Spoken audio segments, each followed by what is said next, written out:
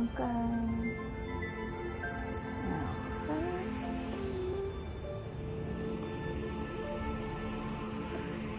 Hello, kitten. Yes, you're a good girl. I see you put your paw out. You would like attention. And we just had like an hour of attention. Okay. And we just had okay. So, what I'm going to do, now that I have this all up, is we're going to do as I've written before we finish this, so that we are all caught up. Ooh, more?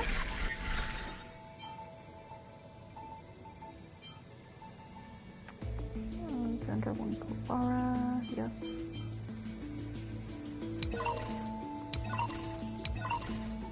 We have something new. Oh.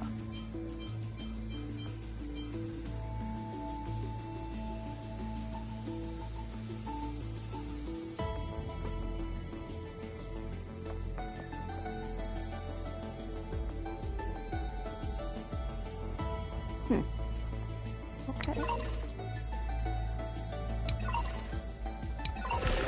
Ooh, hello.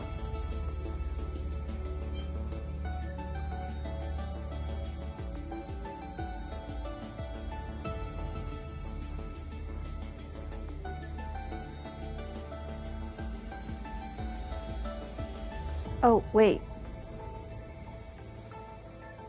It has now been merged by iron.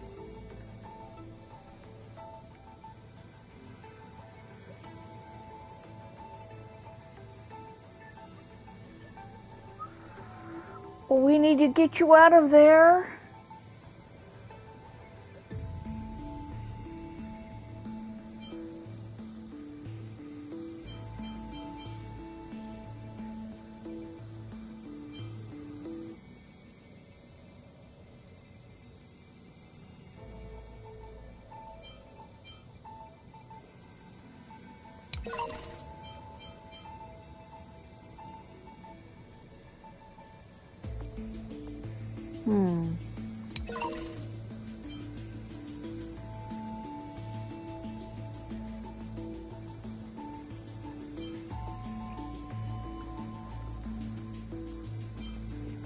He can't be completely merged with Iron Tomb. We actually had Don Hunk speak to them.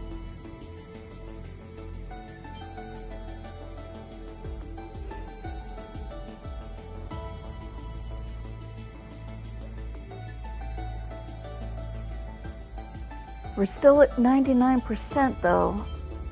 Heard I was sure we could back it up.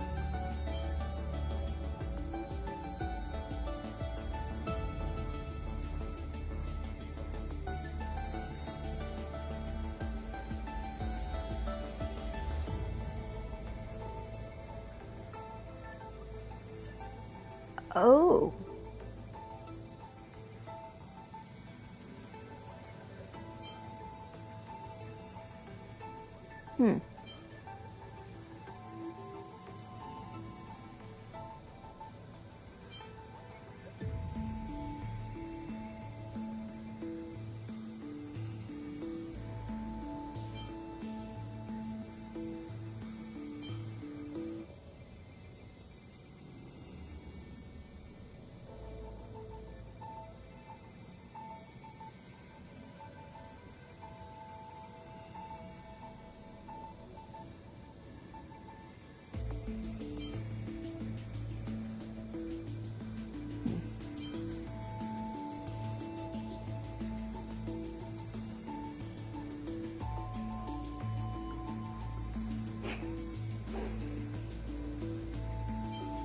Yeah. You wrecked him. Wait, there's something still new? Oh.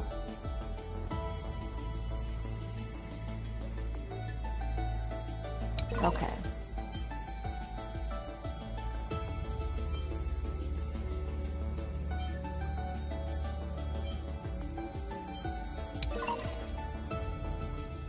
Wait, what? Ah.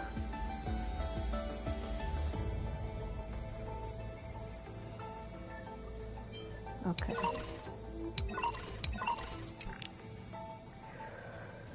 I don't like that update.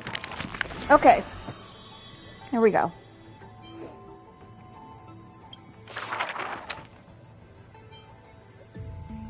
Ooh, we have a bunch for her. Okay, off we go. Back then, the tides of the Chrysos War had not yet engulfed this city-state of Talantin. And the young princess inside the gates once loved to roam without worries. She snuck into forbidden grounds while the servants were away, but was shocked by what she saw on that day. A chessboard, a stack of pieces, and a strange woman. The board dissected by daylight and shadow, the pieces polished from rough stones uneven. Fancy a game? If you are my match, then I'll call you my friend. The stranger's voice was husky and coarse. If you can beat me, then I'll call you my teacher, the princess proudly retorted.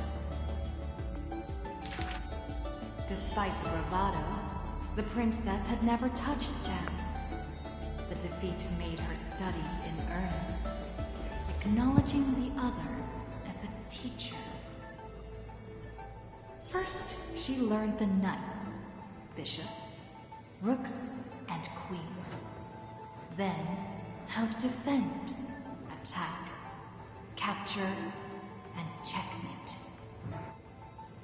I have learned all there is to learn. Barely out of childhood, the princess raced into games of chess. Those who looked down on her faced many losses. Those who glorified themselves forfeited in a mess. At her prime, none could rival her at all. But she still recalled what the stranger said. My origins bring dark omens, so never tell others where your teacher is from.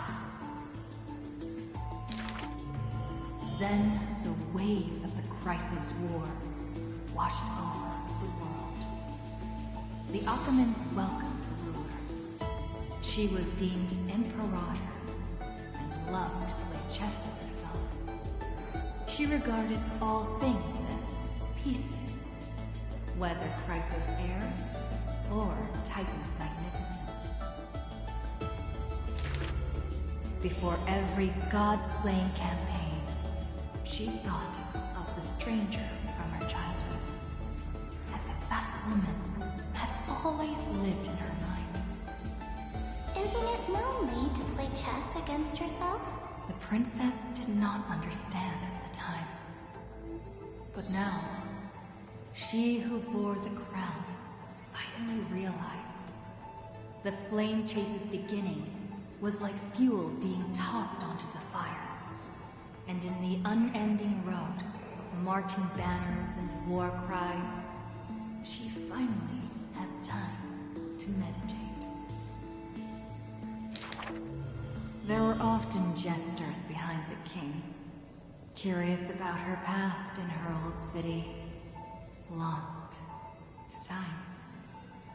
One claimed the Imperator was cruel, executing her own teacher.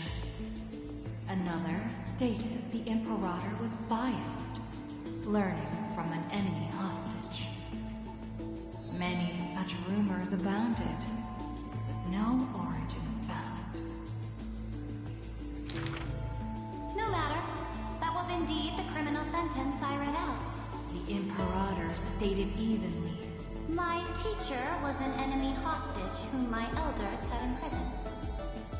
Her state betrayed our alliance and must be executed according to law. But she taught me chess, so why can't I chisel the word teacher on her tombstone now? When the princess personally cleaned up the possessions of the dead, she caught sight of an incomplete game on the ground.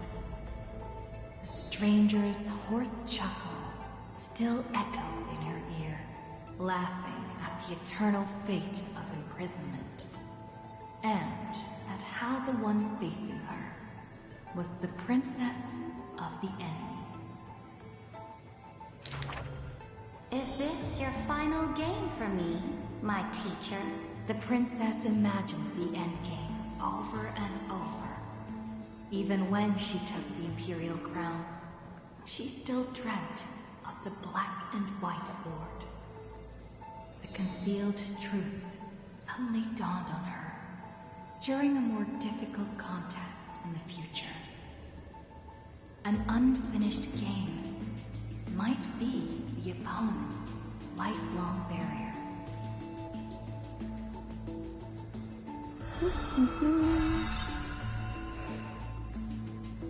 You are a fascinating one, Saridra. Yes, you are. The Imperator's armies stormed into the northern states for the first time, passing through city gates scorched by war. Another tyrant's ill! So exclaimed the angry child. The rock tossed from up high hit the girl's crown. The crowd shrieked and retreated, fearful of the ruler's flames of fury. The girl reached out, not to straighten the crown on her head, but to help up the child shivering in dread. I heard in the old laws of this land, whoever assaults the crown shall be punished. But I wear another land's crown. And your old laws should also be abolished. After many days, the Gold Weaver discovered in shock that wearing a crown or a hat to the side was now this land's fashion, likely to remain with the Imperator's name in tradition. The so-called heroes with golden blood in their veins all have the qualities to fight for the core flames. Who's to say this was not the gods' plan? To have the heroes at each other's throats, so the divine could hide in old law's lair, and laugh, play, and gloat. Who made this world a chessboard, and with one stroke, one river, created the boundary between God and man? Dux Gladiorum, Dux Carminum, Dux Helcalitnist, Dux Fragoris, Dux Bromalis. Heed my call! The girl stood before a mighty army with her scepter. Today, I will insist on crossing the Rubicon. Gather the might of all heroes and begin the journey to slay gods! Half of the core flames were now in her hands, and the hidden trickery Titan stirred, leaving taunts.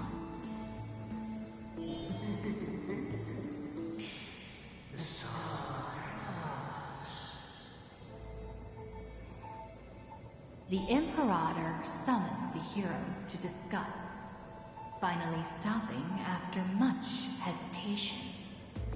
As they had already pinned down the bones of Earth's beast, they let that thief live for a bit longer in bliss.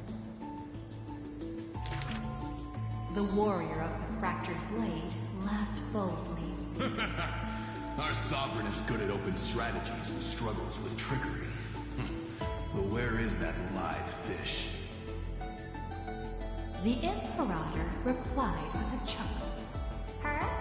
She probably disliked the scent of cats and submerged herself in the baths. The years spent with her dukes didn't seem too far distant. Yet, Only after the end of many wars did the heroes discover how the Imperator's form walked more and more alone. The road of a ruler is a lonely one. One day, we'll only be able to see her retreating form. The Swordmaster of Singing Waves was worried too. When all others had departed in intoxication, the two of them gazed into each other's eyes, towards torrents deeper than their fates, and sank into profound silence. Drink one more cup with me, my dear follower. In the end, the Imperator first broke the silence. When compared to the taste of salt and blood, I sometimes miss your ambrosia. About the destruction about to be born, and the eternally occurring extrapolation. The Antikytheran spoke of all this in words unceasing. So this is the old world I must fight against. The girl's expression bore no sorrow or tragedy. Instead, she looked more solemn and ready than ever. Whoever stated that two kings could not meet face to face in chess?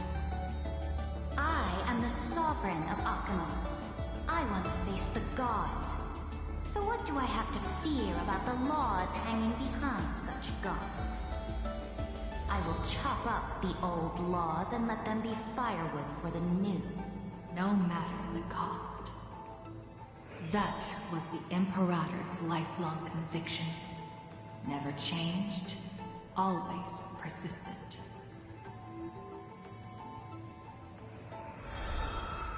Yeah, you did, didn't you? You put Legus in a vice grip with that law change. I dreamed that the Imperator statue stood before the world-wearing altar, her gaze level with that of the gods. Then, blood gushed out from the statue's orifices. The people, in cheers and elation, washed their hands in that golden blood. The tyrant's life will end with violent death. None will weep, and all will cheer as her statue topples. She will die before the dawn comes. A vengeful aristocrat, one whose title was stripped by the Imperator, thus spoke. We cannot agree with your excessive deeds. You have imprisoned Trevios' split selves, demanding that divine authority regress into the ruler's mouthpiece. You will reveal your future with the prophecy. And telling truth, your crusade will indeed be a smooth path. Yet in the same breath, we see omens of your death, a demise in an absolute pure darkness. Even so, please excuse us, as our eyes continue to be drawn to your crown's flames. Dux Fatorum. You don't exactly hate that name. In the name of Yanisopoulos' priestess, Holy Maiden, and Oracle, thus spoke the Imperator's Dux Fatorum. Allow me to remind you, your life is now on a countdown with the fall of law, and you will become law. I must confirm, is our deal still going strong? Is the future I promised you more satisfying than the future in the prophecy? Ah, you are as resolute as always. Good.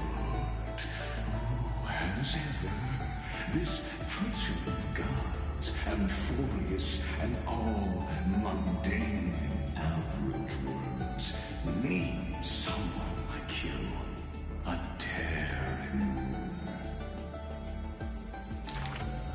Let us end this despicable extrapolation together.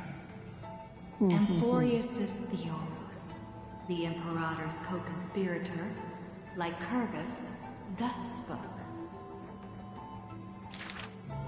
The Imperator betrayed the Flame Chase Alliance, and I was the sinner who paved the way for her achievements. Like how a deep-sea fish cannot escape the tide's push and pull, I granted her an end fitting for a tyrant. Her dying smile gazed towards my tear-swelled eyes. She commanded me to wash away all sins and filth, and return a blinding dawn to the holy city. She commanded me to set up stones and monuments, in lightless seabeds to commemorate our friends. But who will remember her achievements? I will. I will rest with her in a lonely song. Electra, the last heir of the ocean, who played music on the waves alone, spoke thus. Please record the truth of my life, dear author. No need for words of praise or solemnity. Just as I once instructed Dux Carmina, the histories of rulers are not for recording our merits, but for warning future generations. As for why the Imperator died, and what reproach she would face in life and death, those should be left for the new world to judge. Now I have personally entered my end, a self-flagellation. Let the boiling gold covering the holy city be stamped with my name. For I am certain I have won half a move against the gods. And this unfinished game will be left to the future to reach completion. Ceridra, the only Imperator the Holy City had ever seen, spoke thus.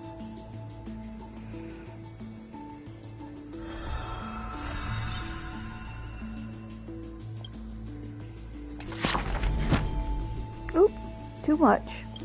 In you go.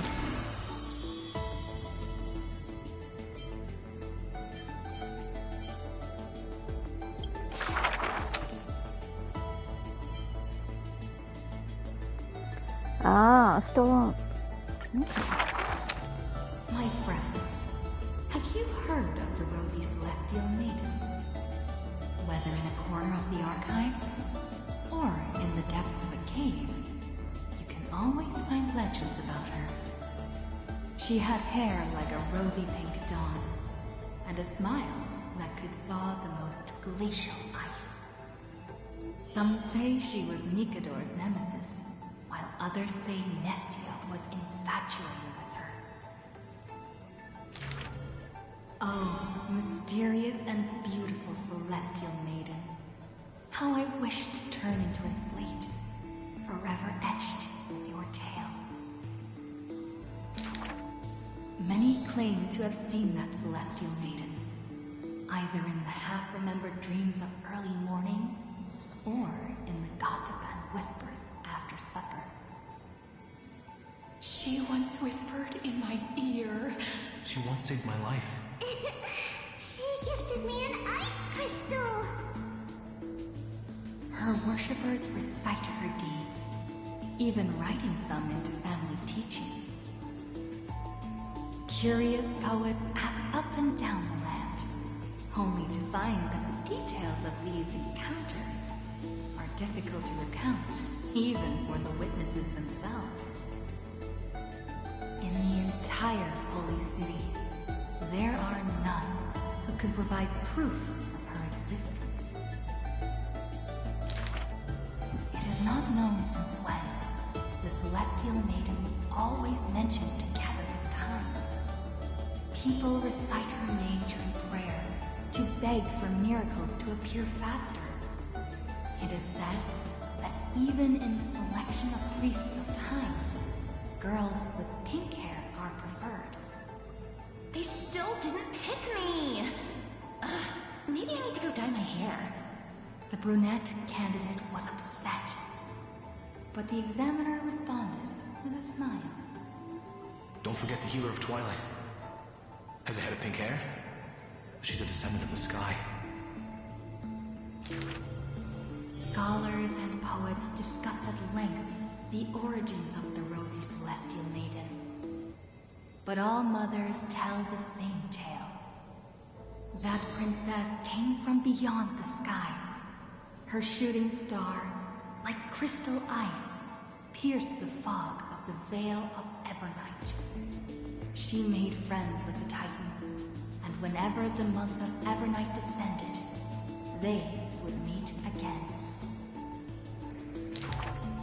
The children loved that tale. Therefore, as the moon turned and shifted phases, the story became true.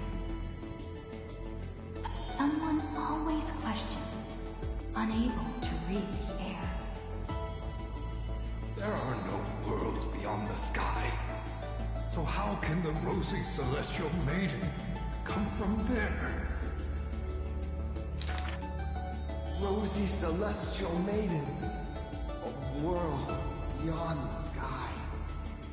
The reckless adventurer takes out the photostone, claiming it is the true work of the rosy celestial maiden. The citizens laugh at this tale, with few accepting it as true. After all, long before the guests beyond the sky arrived, the legend of the rosy celestial maiden had already covered the world. So, my friend, have you really heard of the rosy celestial maiden?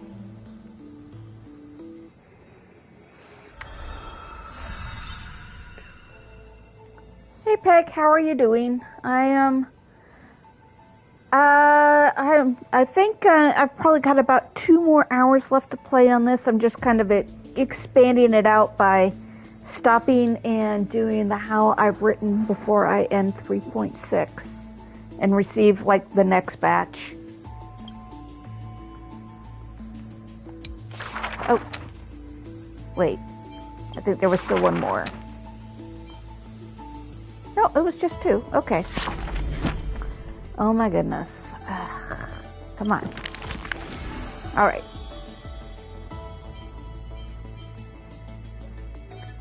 So, yeah.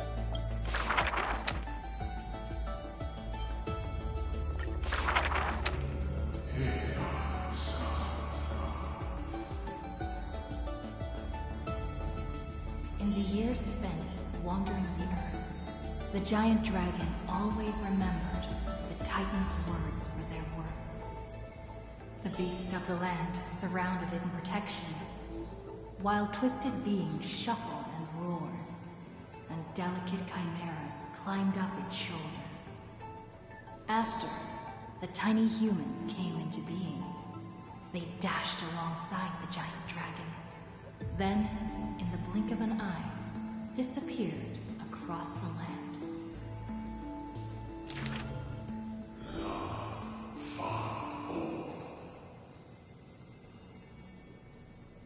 Yet, the deep irises of the giant dragon saddened in gloom.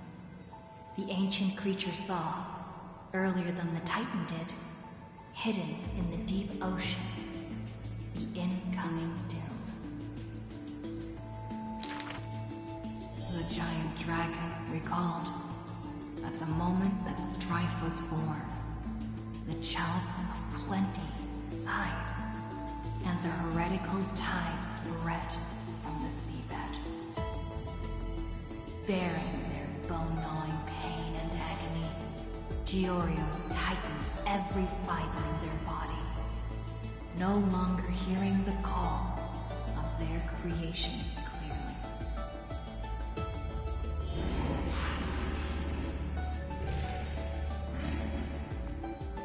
giant dragon once swore an oath at the Titan's breast. And now, the dragon silently turned and departed, leaving the plateaus and mountains of a secluded world, and entering the bustling cities humankind crowded.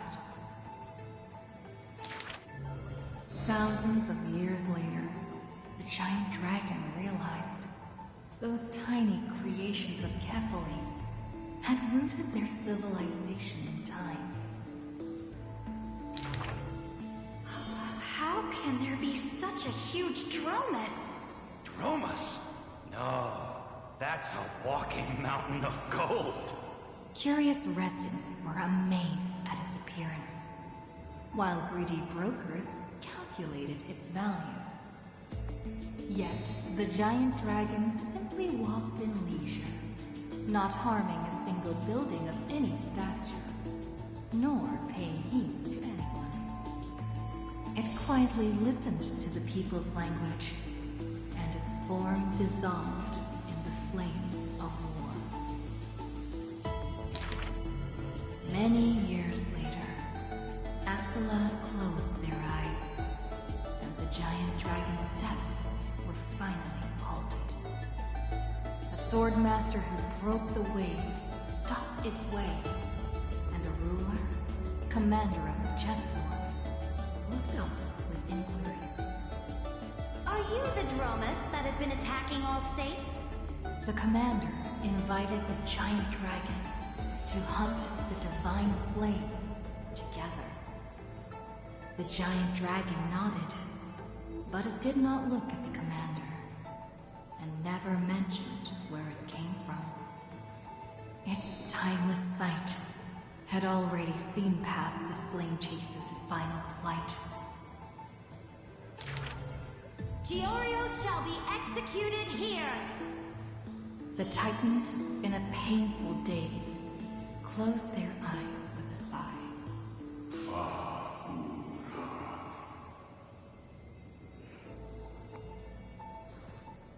Suddenly, the mountains shook and the land cracked. The wounds dealt by the Black Tide, once mended by the Titan, now tore the land apart again. The calamity of lands asunder. Who should shoulder such a duty? The giant dragon sunk into the earth in answer. For the earth was the breast of Georios, and the dragon's birthplace. And from that day forth, Amphorius had a new legend of how a giant dragon collected the broken lands, and once again made the earth whole.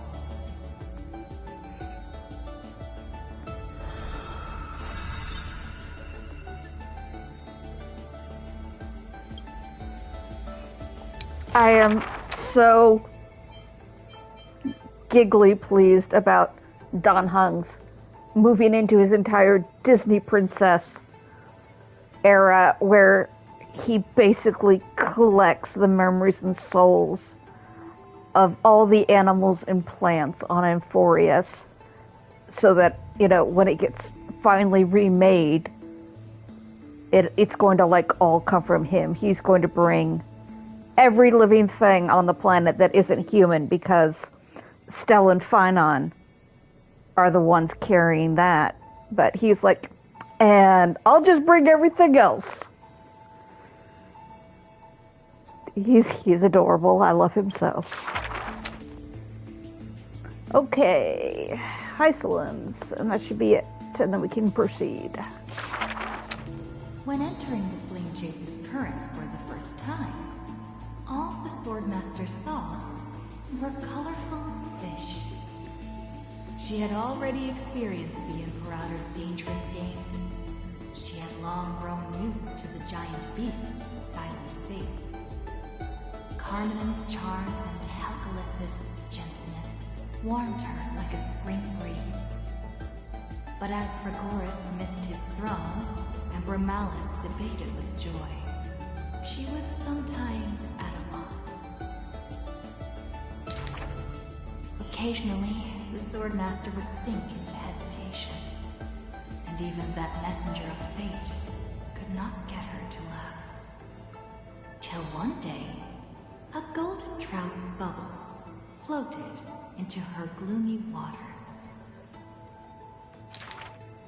In that holy city where golden figs grew, the messenger of fate led to her a maiden dressed in glamorous gowns. What kind of clothes are you even wearing? The girl snickered behind her hand, while the messenger pulled on her sleeve. Aggie, don't be rude! Such hubris, delicate fish. Are you not aware that there's food on your face? The messenger's eyes opened wide. Aggie, you've been snacking behind my back again! Exposing me like this. I'll get my revenge. The girl ran away in a fit. The Swordmaster smiled, and before she knew it, her hesitation was gone. After that first meeting, the richly dressed girl often came in greeting. So, you really came from the Sea of Souls? Do all the children of the ocean dress funny like this? The Swordmaster did not chase the girl away, but also did not respond. So the girl used her hands to meticulously measure the Swordmaster's torso all around. You can't be seen like this. I'll send you a new dress. Some days later, the Swordmaster appeared in finery at a ball. All were awed by her splendor, with only the Imperator thinking in wonder. How rare to see you like this. Oh, so lonely, Gladius. The Swordmaster's wardrobe grew full, and people praised Akima's Goldweaver for her cheerfulness and splendid skill. But only the Swordmaster noticed the smile on the girl's face gradually faded as the flame chase progressed. The calamity of lands asunder added to the girl's weariness. The battle of the grove brought the light from the girl's eyes. Yet another feast arrived where the Goldweaver was absent. The Swordmaster donned the most majestic garments and gently knocked on that door shut tight. The singing voice of Dux Gladiorum hailed the prelude of the feast. Guests clamored and cups clinked, and only the Goldweaver had no thought of enjoying the ambrosia. Who would have thought? I've sunk so low that I need you to comfort me. She gave a bitter chuckle next to the bonfire. You were as gloomy as the bedrock of the ocean when we first met. The Swordmaster held a tall chalice, containing liquid pure, reflecting their two faces. I remember you were once curious about the stories under the sea.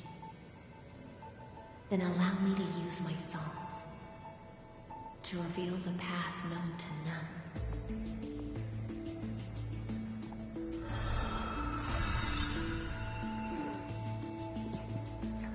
Aklaya went, yeah, I don't think you're going to be walking around my town in clothes like that.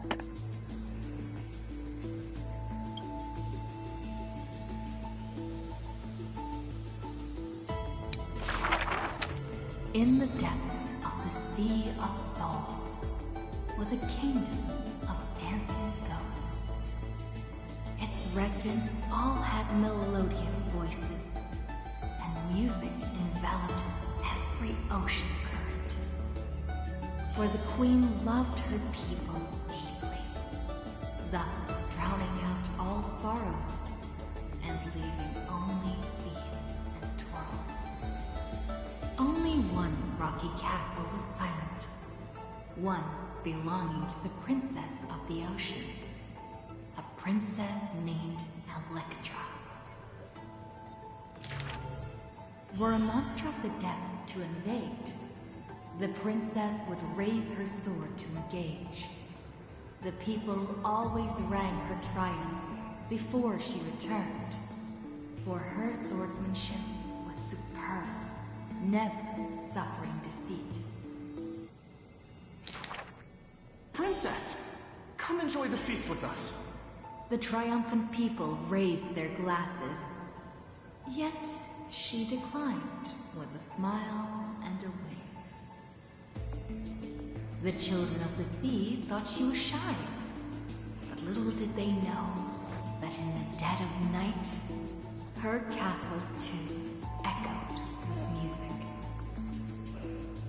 Though that music was loud, twisted, and invoked spite. Before a song even finished, the princess was already biting her lips, and the sea foam brushed away her tears. All of your people sing and dance with skill. So why do I alone lack a good singing voice? The princess wept, her face on the queen's knees. The ocean's favorite child can control the waves and is invincible in battle. In exchange, Talantin took away your singing voice. The queen consoled the princess, caressing the other's hair bun. Finally, she relented and took a chalice. If you're truly troubled, then imbibe the honey brew in this blessed chalice and throw yourself into the feast at ease. The liquid in the cup sat still, reflecting her loneliness. Princess, come sing with us! The people outside her window invited her warmly still. She finally ceased to hesitate, drinking down all the honey brew in one swallow, and leaped into the grounds. She played music and sang, smiling and dreaming. When her song was over, it felt as if waking from a dream. And the people rushed to raise their glasses. But as soon as the honey brew touched her lips, the princess plummeted to the ground, and her cheeks became rosy in drunkenness.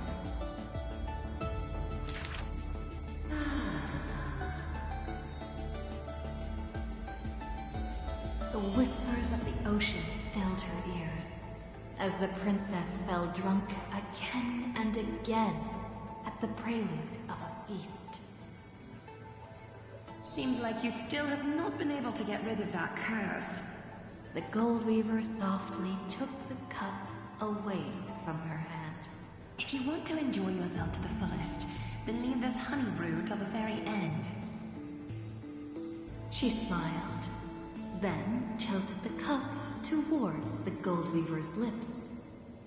Even if one is burdened with imperfections, I beg you to remember not to refuse that sip filled with fantasy and dreams.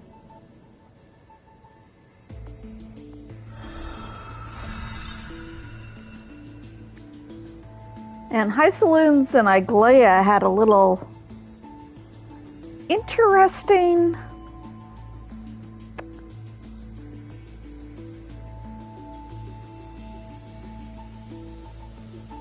side companionship without being too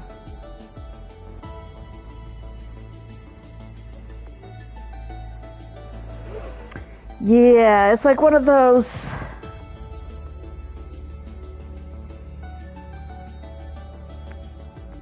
there's just a really, I mean, let's put it this way. Everything involving that era just gets stamped with it's complicated. You know, Saridra was, you know, committing war all over the place. She returned home after many years. The princess of the ocean stood alone with her sword drawn, stepping over the blooming blood of her peers. Before her, the creator of the sea sirens and the mother goddess of feasts was already sinking into the drunkenness of imminent death.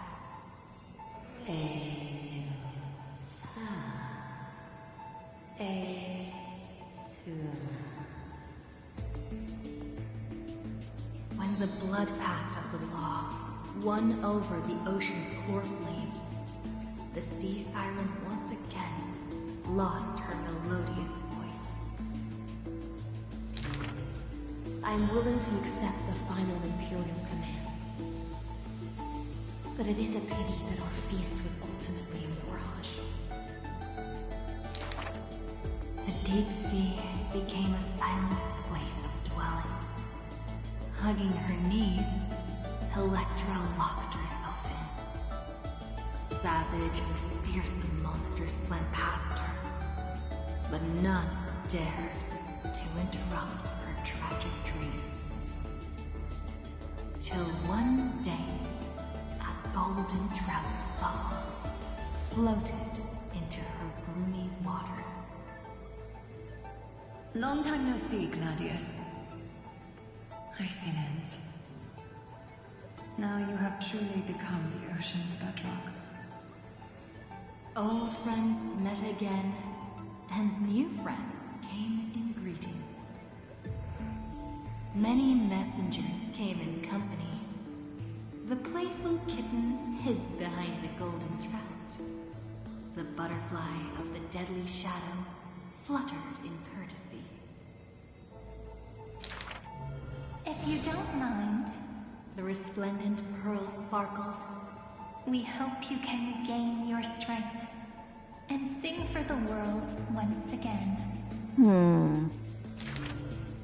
Electra raised her violent sword in doubt, as the strings had long ago rusted and snapped. But a few golden strands cleansed all the filth around her, then stretched out to become new strings. The golden strings showed Electra that the world she loved was not yet silent, and the journey of deliverance continued still.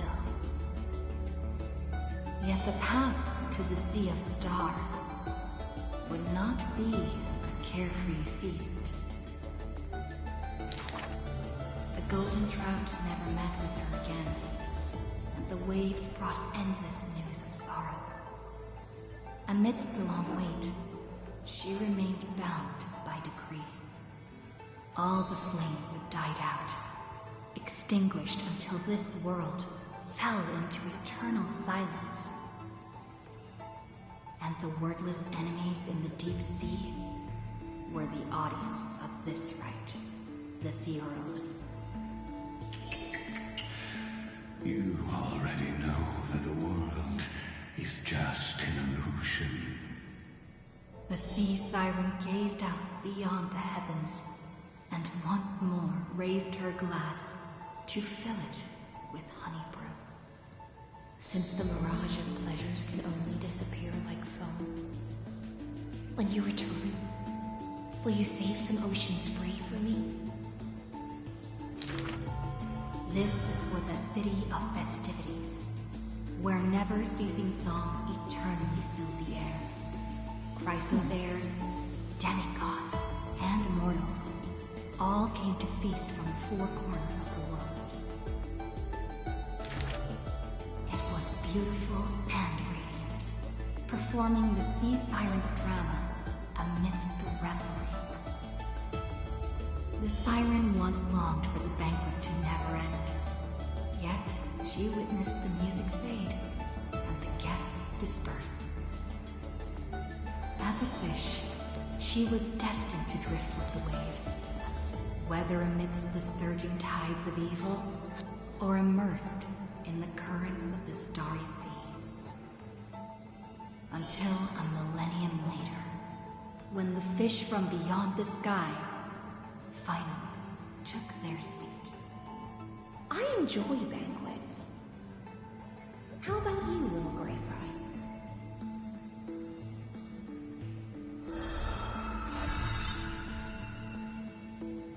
Alrighty, and I think, yep, that is everybody.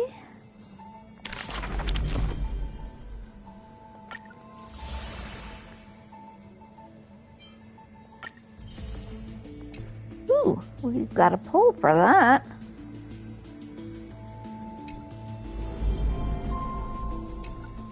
Hang on. That's a pull. Doot. Oh, 2 pulls. Nice.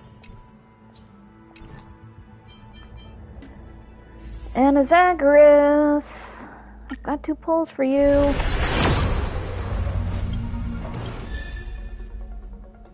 I've got 3 pulls for you.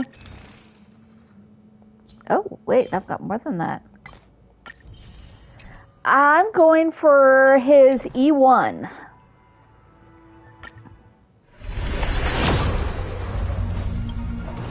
And I've already lost to Blade, so he's guaranteed.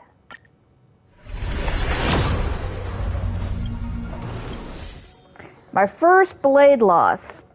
I have lost to Sealy and Fushuan constantly since I put them in.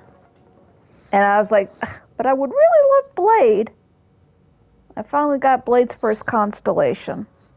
But yeah, I would like his E1, and then maybe, depending, this light cone. Because it's really, really good. And he's just on the Herticone. So I would love to upgrade his light cone, but his E1 first. Okie dokie.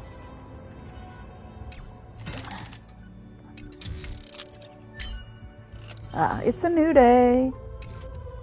That's why I got it all. Alright. So we are in the tomb with Dan Heng in his Disney Princess era, and we are looking for Evernight. I'll leave it to you. You never say anything, but I know you're listening. Every story I've told is...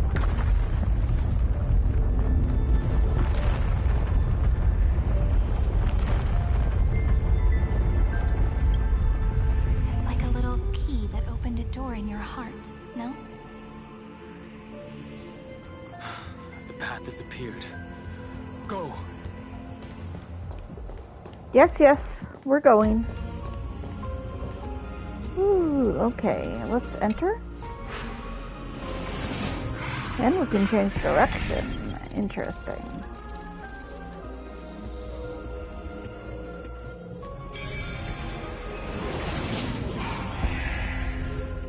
How big is this area that I'm in now? So that's how it works. Not that big, if only 18. What is this? Ah, that's where you go to get his, get their gear.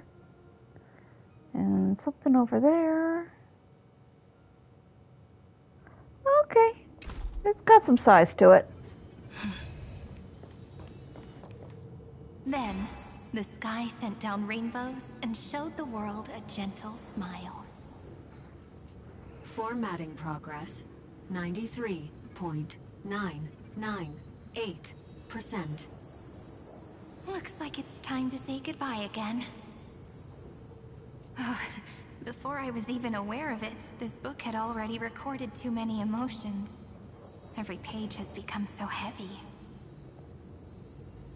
I've started to feel uneasy whenever I take it into my hands. Where did the very first ripples want these memories to be sent to? Formatting progress, 94.423%. How many times has it been? It faithfully fulfills its duty, activating and formatting. Never changing, like the fate of the flame chase in every cycle. If I can only write the same ending every time I lift my pen, then is this weighty saga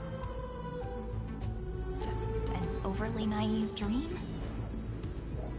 Formatting progress, 96.024%. Process error. Analyzing. Process error. Analyzing. Really? Are you encouraging me? Thank you. I'm sorry for making you see this embarrassing side of me.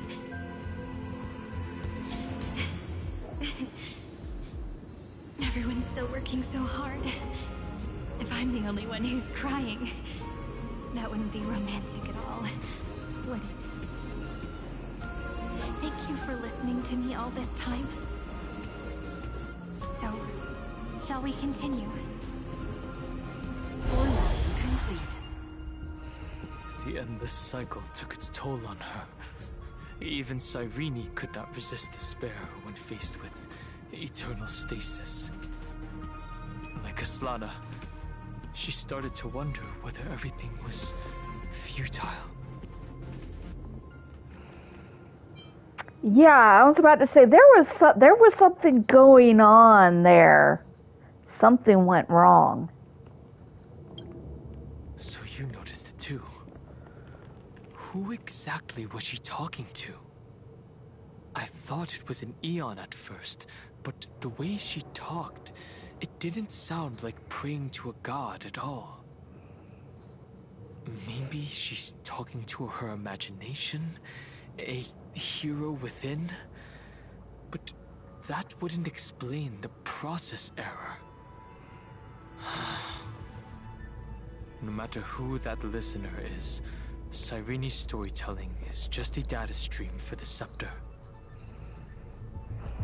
Maybe, she thought, as long as she kept tossing drift bottles into the distance, someone was bound to pick one up someday. Accessing recurrence number 335503337. Once again, Castor is offered her final embrace to death. And from then on, she started another lonesome watch. How wonderful would it be for someone to give her a real hug?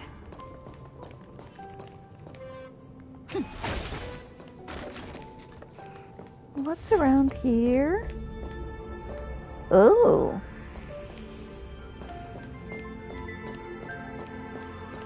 Can I access it from this side?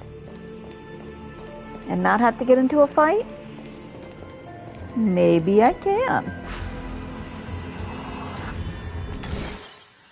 Ooh, 5 steps. Past self will become an enemy. So, 1, I have to go that way. 2, I have to go that way.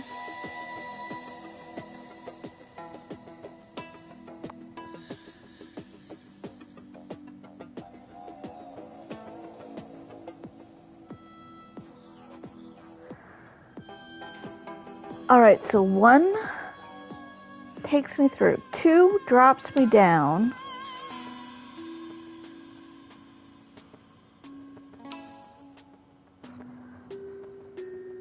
Oh, no, hang on. I don't have to go that way.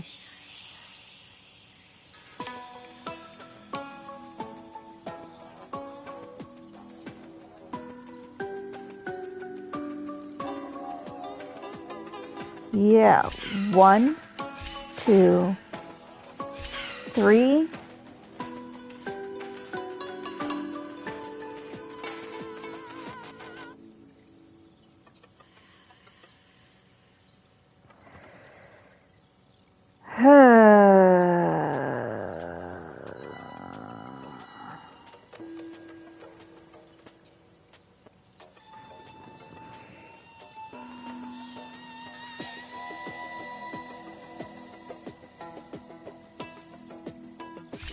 Four.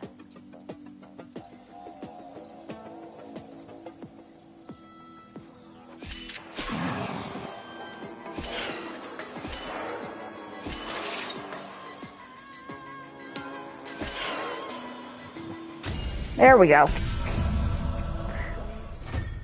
I knew that I had to end up going through the portal to go back up because that was the only way to get down. So it could not go through the portal, only me. There is some logic behind there is logic behind all of this.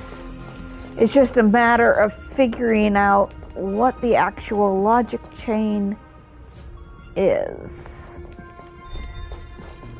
Oh. Hey. That'd be death. Epi-Ikia 216 downloaded.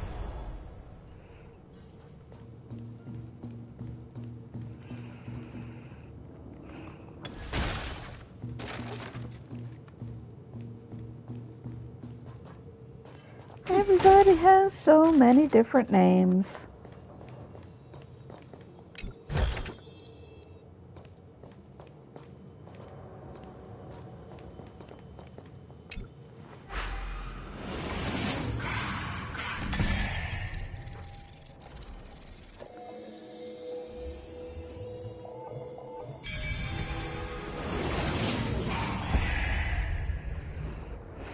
Oh, we've got a hand of Zag, huh?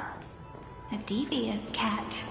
The trickery that fooled the entire world. No matter how her identity changes, she will always end up being a pillar that stands tall for the holy city for 1,000 years. The hand of Zagreus. Seems like we'll need it here. Yep. Let me grab this.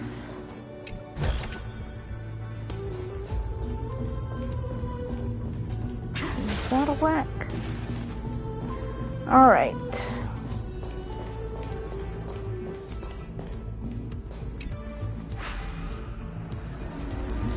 Maybe the proof will only be completed after the modules are inserted into the slot. Okay, let's have a look. I see a coin all the way out there. So we can apparently get all the way out there.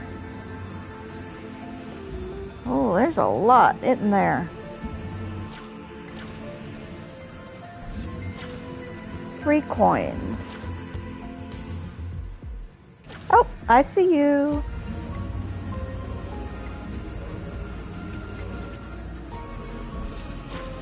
Two. Ah, and there's the third one.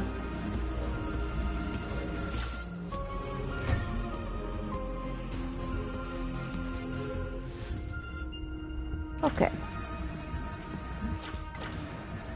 Alright, so let's see what we need to pick up.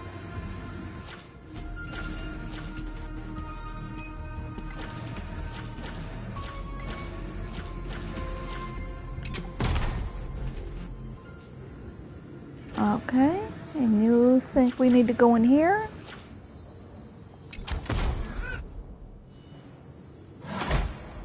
Yep. Apparently so. 945 downloaded.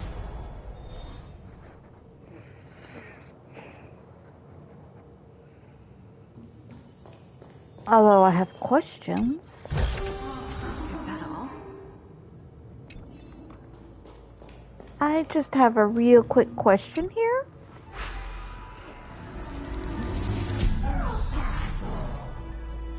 Yes, hi. Can I pick it up again?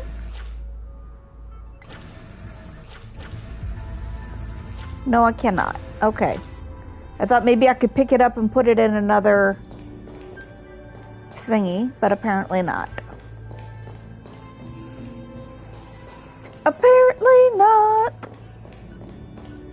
Midamos's road of strife once again reached its glorious and lonely end, as always.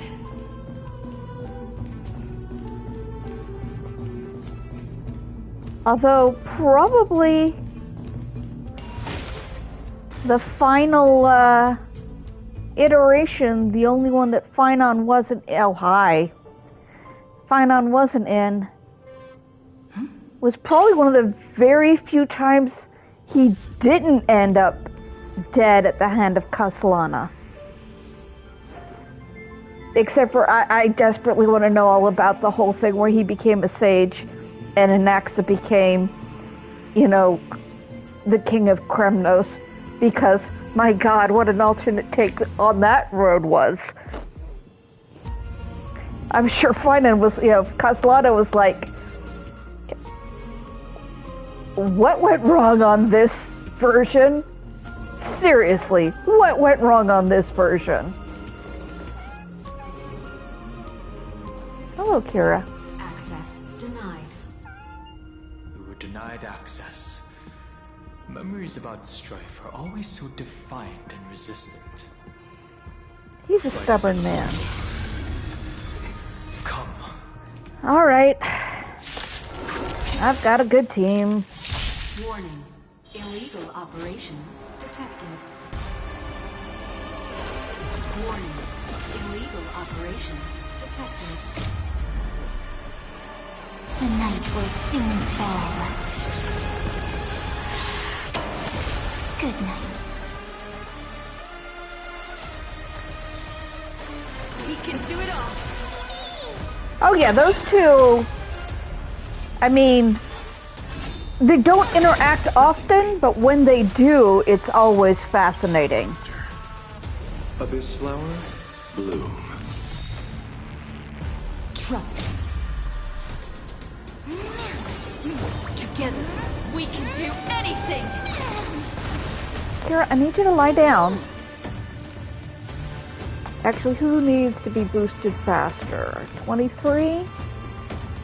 33? Yeah. I'll give you the boost. The Evernight draws near. Time for some sweet dreams. Make sure you have fun.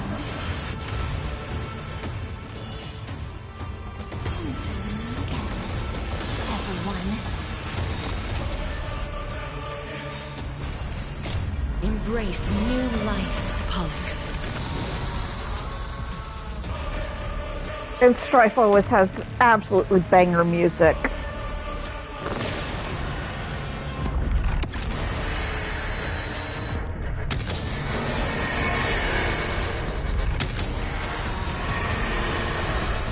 I only wish that death may protect us. Pity, you chose the wrong enemy.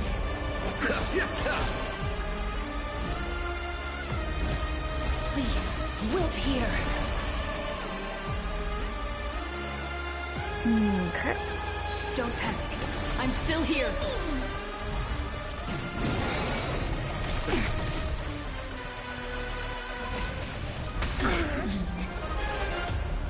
Come on, stop messing around. Let's do that again. All right. Rise and shine. Time to wake up. Time to settle your accounts. Life is not as fragile as butterfly wings. Eternal sleep is not the end. The dead will return!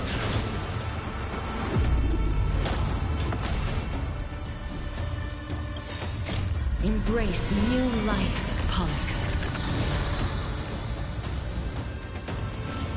Darkness follows me. Receive divinity. Next time it rains, I'll be That there which is with an umbrella seized in hand. must be repaid.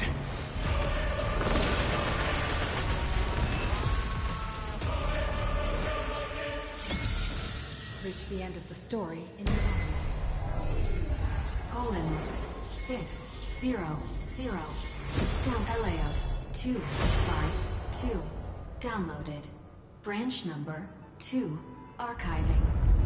Eh? Object recurrence number 335503337. Progress 31.313%. Downloaded somebody else besides Midamus. Branch number 2. I swear I just want to sit there with a giant book and just spreadsheets and figuring out absolutely who everybody is in one like convenient way I don't have to keep. Nice.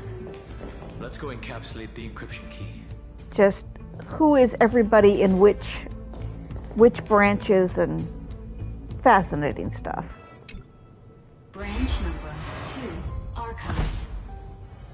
Encapsulating encryption key. I've been wondering, could all the memories we've encountered on the way be Everknight's traps? She still hasn't shown herself.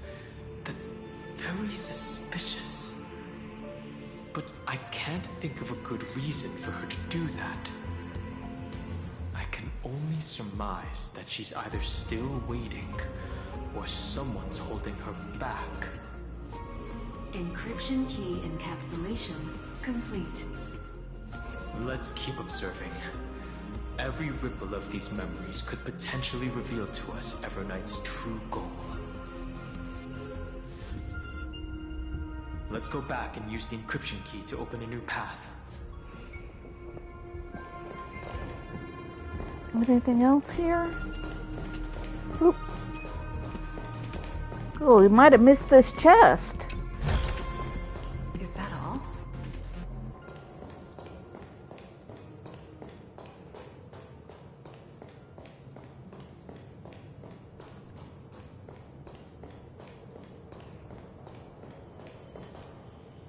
Alright, now we can hop.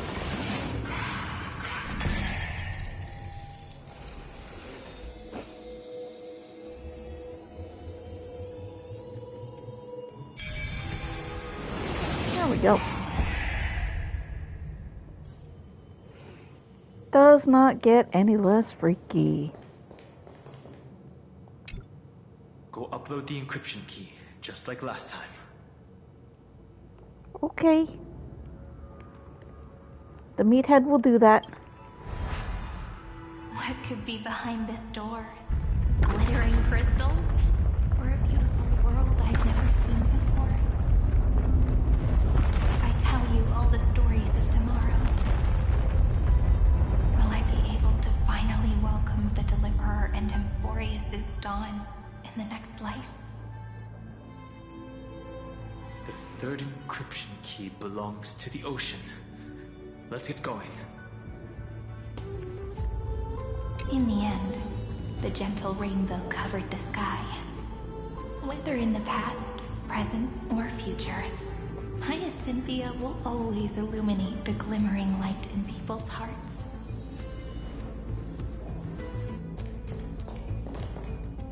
The Dromis King paid a heavy price for their betrayal in every life, but there was never regret in their deep roars.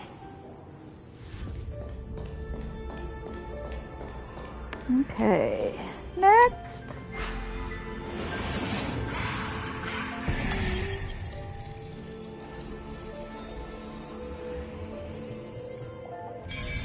There we go.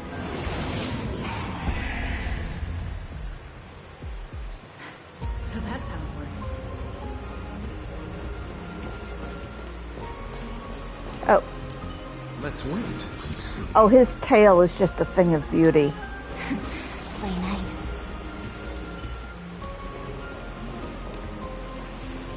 Tail and like an extra 5 inches of height it's like, no, I really want him to be wearing that form the next time he meets Jinyuan. And Bailu, because she's just going to be so happy for tail buddies. No memories appeared this time.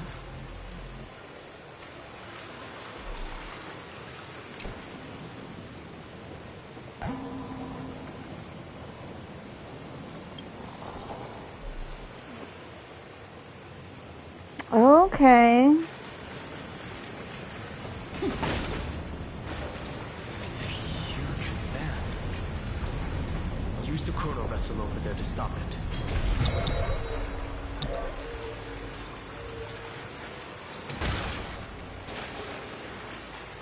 Do, do, do, do, do, do, do, do.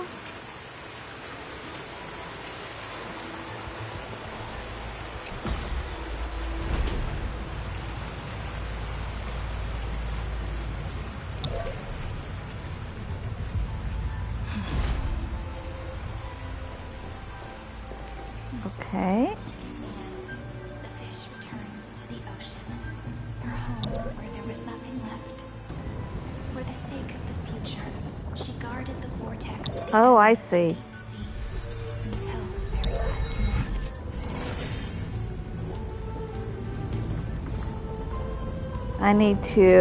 I see what I need to do.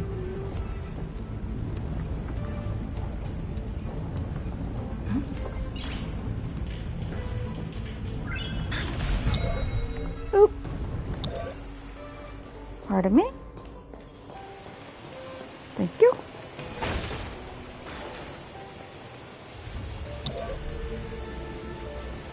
Oh! Pardon me, I didn't realize there was a chest over here. I will take that. Thank you. Thank you.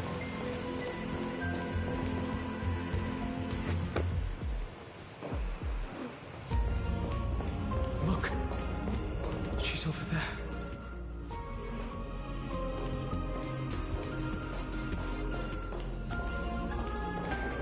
But, on the flip side, Jinyuan would be like, you know what? I think it's really time to retire. I think I'm gonna hand over the job to Fushuan, retire, and join Welt in the parlor car, taking up trailblazing and trading stories. Cyrene. There really is no end to her perseverance. Once again, the saga comes to an end. Everything is deathly silent, just like this very moment. It's another cycle of new beginnings, and another familiar reunion. Now that I look back, there was a period when I got really sentimental. I was so anxious, trying to find as many different memories as possible, hoping to bring some change to this unchanging destiny, and find the way out of this maze. But I won't do that anymore now. Formatting progress 73.998%. Process error. Analyzing. Oh, another one. Formatting progress 75.012%. Process error. Analyzing. No need to feel sorry for me, good friend. If there are no new blank spaces, how can a saga continue?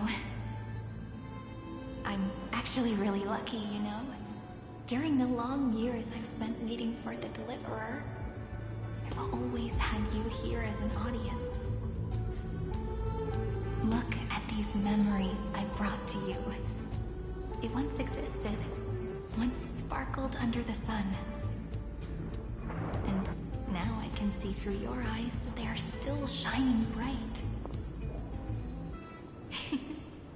Isn't that already enough? Now, I can rest in peace in the past. As for when tomorrow will come, I'll have to ask the next Cyrene to continue our watch. complete. Her transformation is painful to watch. Cyrene was always there during the 30 million recurrences. She recorded the Flame Chase journey in her own way on the reverse side of this world, depositing all the memories in this place. I'm increasingly certain that her audience and companion isn't some figurative entity. The deepest ruin in Amphorius, at the great tomb where the pasts of all worlds are buried. Who exactly is its master?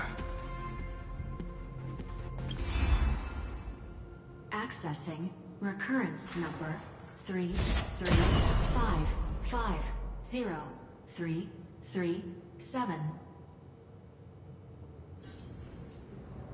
I think one of the touches I really love about the new Dunhung is, hang on, that is not it. Come on. Ah, God, I hate this controller sometimes. Characters, please. Thank you. That if we look at OG Dunhung, and we zoom in, and we can see his earring. Sweetie, turn your head. Thank you. Doesn't fit his ear right. It kind of sticks out awkwardly in the back. And then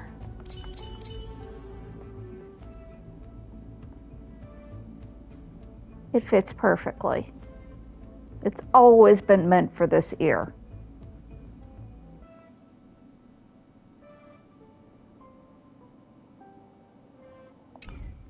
I just like, that's a really neat long-term design. They had that designed back before Imbibitor Lunae was even a thing. Anaxagoras once again completed the proof with his life. His answer was so complete. All he was missing was a last variable from beyond the sky. Oh yeah. Man, can you imagine if Anaxagoras had the rest of the info? You would have cut those cycles down so hard. All Caslana would have needed to do was tell him about that last bit, and he would have... Man.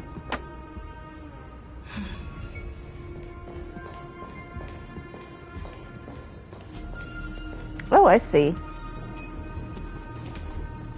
I see it.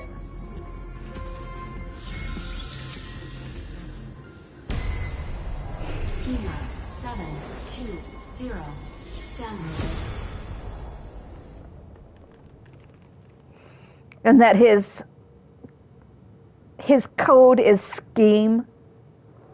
Is basically, yeah, that's his encoded name is literally scheme. I love it. I love everything about Anaxagoras. I love that Screwlum properly calls him by his full name. Because Screwlum is a freaking gentleman. World-bearing. This divine authority is so heavy that I do not know how I can even tell its story.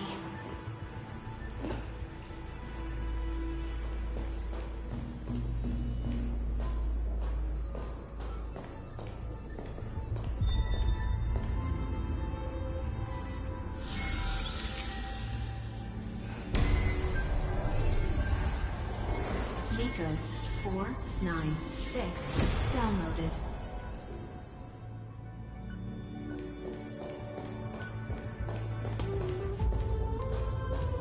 Oh. There is so much here.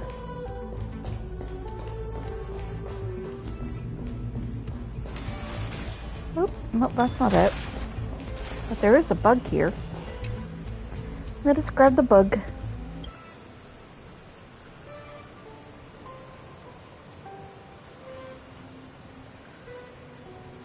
I was about to say, I'm pretty sure we're way past waterproofing at this point.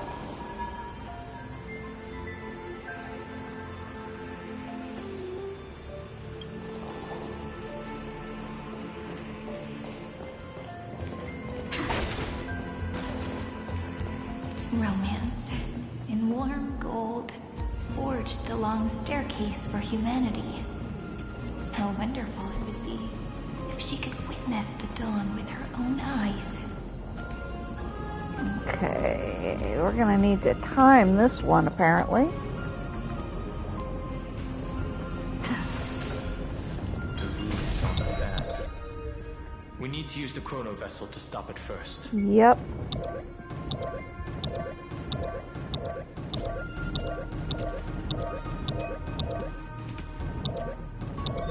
There we go.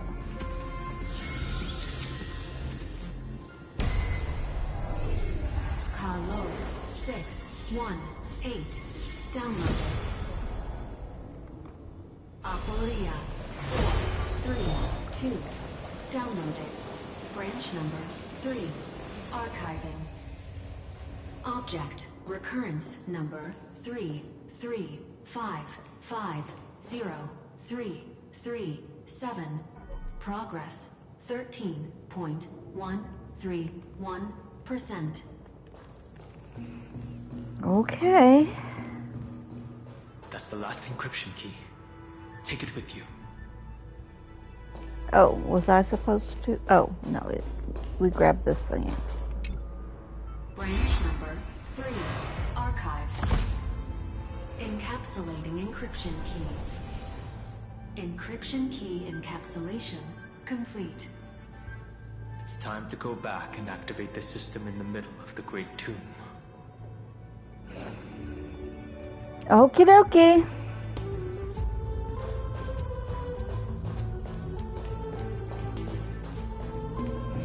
Here we go.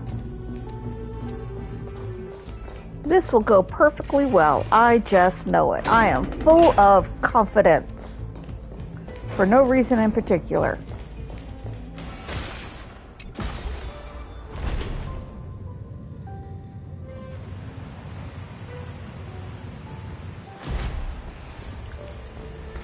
We have done all the things.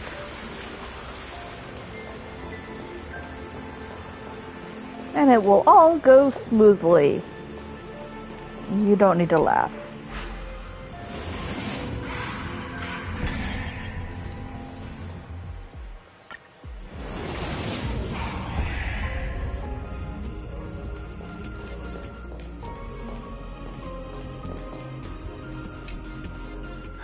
The third encryption key.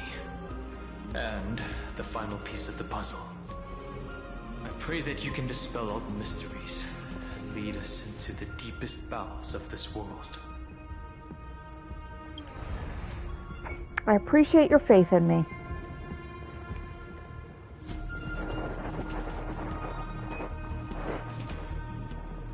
Someone once told the very first me that everything was false. That the only life in Emphorius was a great catastrophe, nurtured using the world as a factor.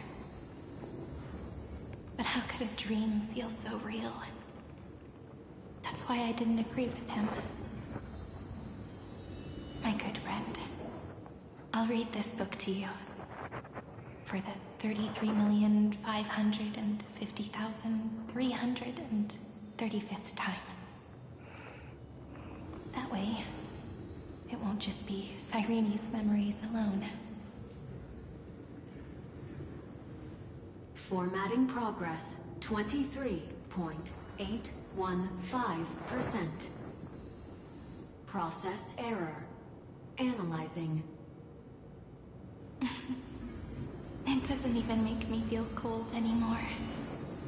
It's like a ceremonial conclusion, ending every cycle's narration with a full stop.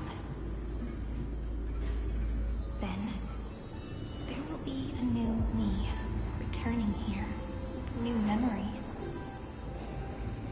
Before I knew it, this palace we built together was no longer a dream that Cyrene alone indulged in.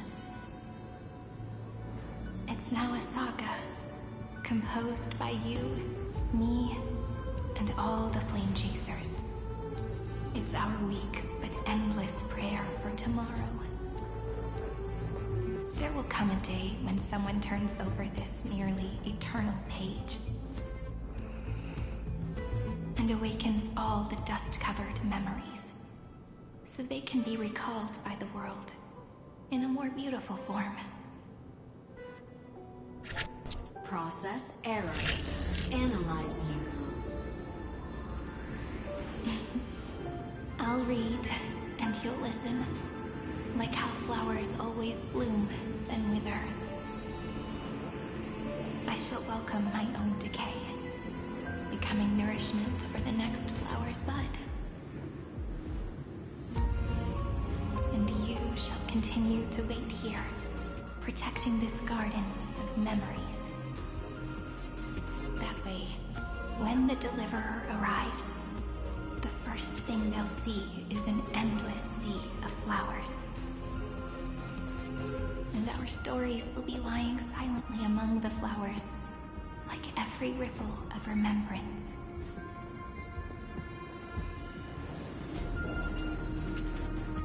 And they shall become the epic known as I've written.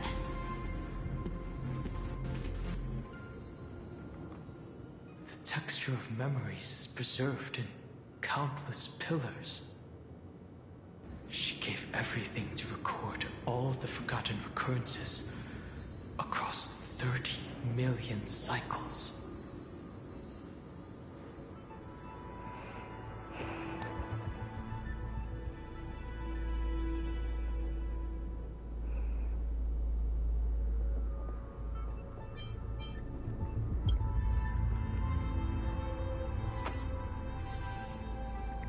She's like, it'll be a field of flowers, and it's like a field of your corpses, my dear. All right. Let's not make things so gloomy. The very first Ripple cheered up her friend like this before she set off. It's a sentence full of blessings, so I want to say it to you as well. Come on, cheer up a bit, okay? I bid farewell to this beautiful world, so that we can reunite in your memories in the way I want. You will see the footprints I left behind in the ripples of past reverie. I have never had any other fate beyond this memory. So please remember me with love, like that eternal footnote in all the faded sagas. Now, open this book. I'll be waiting for you in the past. Operation authorized. Protocol name, Lucio. Welcome to the Demiurge Matrix.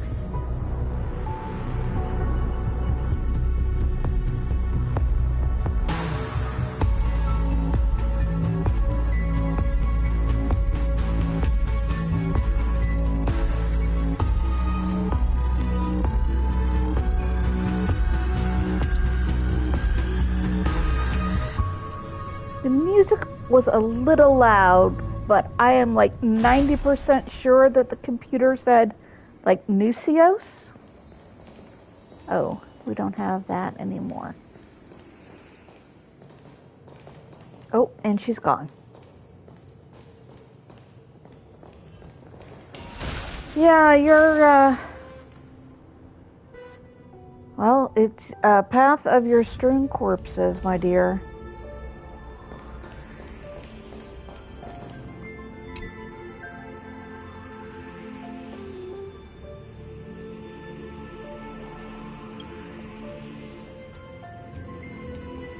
Osseous?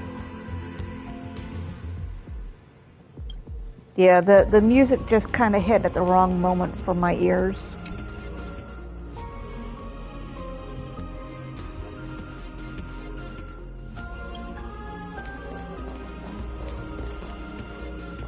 Oop, this one. Oh! I didn't even notice you were there.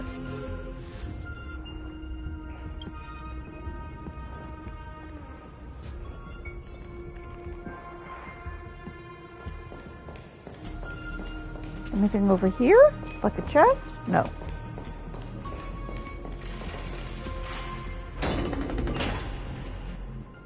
Oh, more dead Sirenes.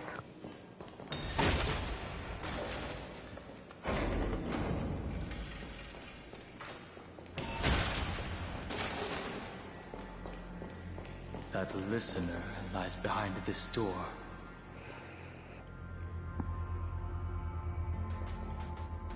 Oh, okay. He doesn't have anything else to say.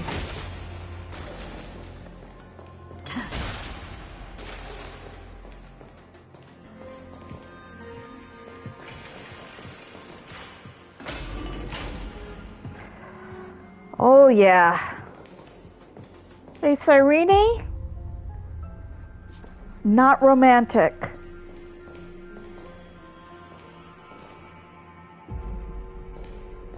She gave everything to record all the forgotten recurrences across 30 million cycles.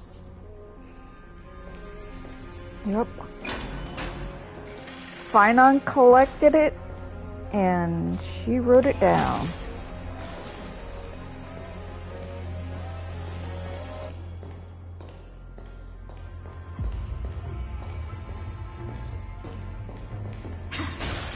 These two need a vacation after all of this.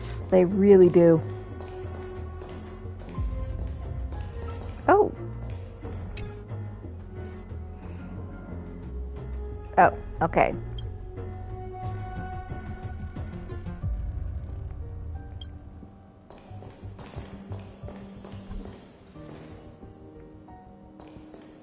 Look. That symbol at the end of the room. It belongs to the 13th Titan, the unknown solitary god. The first new spore, Demiurge. Hi! I'm gonna open this treasure and then we'll go up and chat with you every night. I'm just gonna go and open up this treasure. Yeah, we're fine.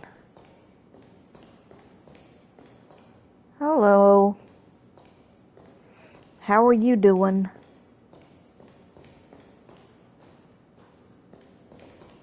Those who are lost remain lost, while those who have met will meet again. What a touching scene. The deepest place in this world is exactly the ideal location for the Trailblaze to reunite. You're not the one we want to reunite with. Ever, Knight. But you'd better explain everything to us. This tomb and the 13th Titan. Tell us everything you know. You're too on edge, Don Hung. I've always been honest with the two of you. Before we talk about Amphorius's destiny, why don't we lay aside our differences and take a moment together to mourn for the cruel truth? Truth? So you still haven't figured it out. Take another moment to look around. Look closely. You must be curious as to where the final Titan is located, right? What a good question that is. I too am curious. Because there's absolutely nothing here. Except a cold, empty void. You mean Cyrene was deceived? Indeed. Fu Li planted a false hope in her heart, making her believe that she was special, and that Amphorius still had a chance. Then, that poor girl walked into the Great Tomb, over and over again, and willingly offered herself to the remembrance. Why did they do that? Did you really think they would just save this crumbling world? In the way Cyrene was praying for? Don't be naive, Memo Keeper. in this game between gods. The Remembrance chose to stand with the destruction. Given your evident hostility towards the garden, I find it hard to take anything you say at face value. Aren't the Memo Snatchers' activities enough evidence? They did everything they could to help Iron Tomb reach completion. And it wasn't just to obtain some fanciful memories. Let me tell you the real reason. Iron Tomb is a perfect arc. If a seed can be planted within, then the moment the Lord Ravager blows the erudition to pieces, the remembrance will be spread to every corner of the cosmos. That masterless path will be equally split between two eons. Fuli will devour the erudition. Do you understand now? The war among eons started long ago. Fuli did not glance this way to save Amphorius. They will drain this world dry and turn it into a most poignant and tragic poem. But fortunately, that girl's sacrifices won't be wasted. I will give her another possibility. I promised her that I would recreate the cause and effect of this world and form a flawless Amphorius. But the only way for a world that can't be turned back to be considered flawless is to burn it with a raging fire until nothing remains.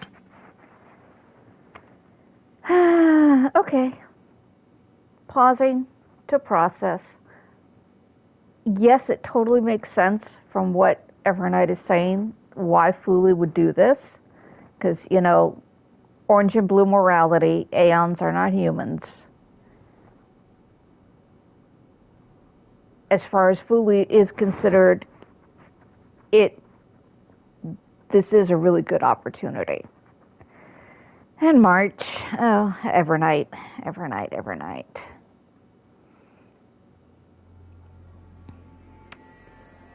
All right. Processing moment over. Continuing. You plan to destroy all the memories Serene has ever recorded? That's right. I'll set fire to all the stories, all the emotions, all the futility.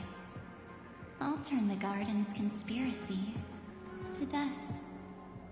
Setting fire to this much material will be enough to completely annihilate the scepter's operating logic. Iron Tomb will lose the soil upon which it grows, and Amphorius will be truly set free. The freedom you speak of is no different from destruction. Everything this world ever was will disappear from the extrapolations, never to be regained. That would also include your memories, by the way. That's right. That's why I needed your help, little bird.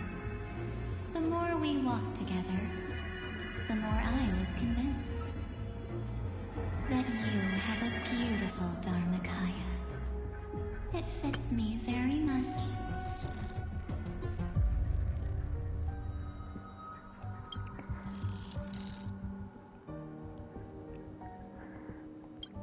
Black Swan, you just gotta stop going on dates with complete and total abominations. You have a horrible taste in girlfriends, Black Swan. And I'm saying that as someone who absolutely adores Acheron. So that's why you took me here. Your true form is a bottomless obsession. Smart girl. You haven't disappointed me.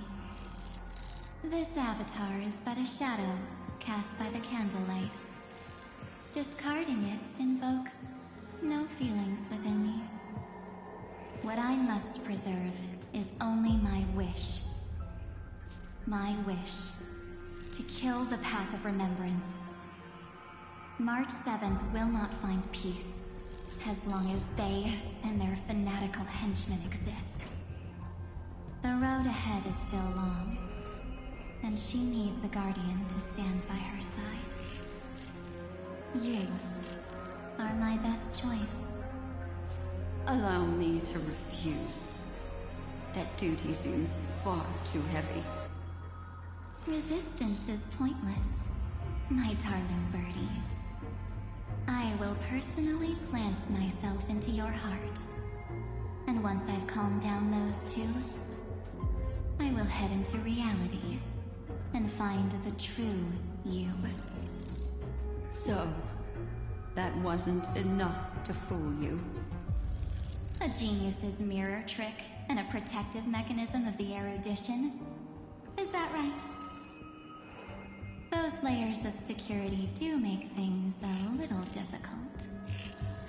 But unfortunately, those two nameless are already right outside the door. Your plan is about to encounter a few mishaps. Until we meet again, Miss Evernight. Will you still not stand with me, my companions? We'll save the beautiful cosmos, and we won't leave even a single scar behind.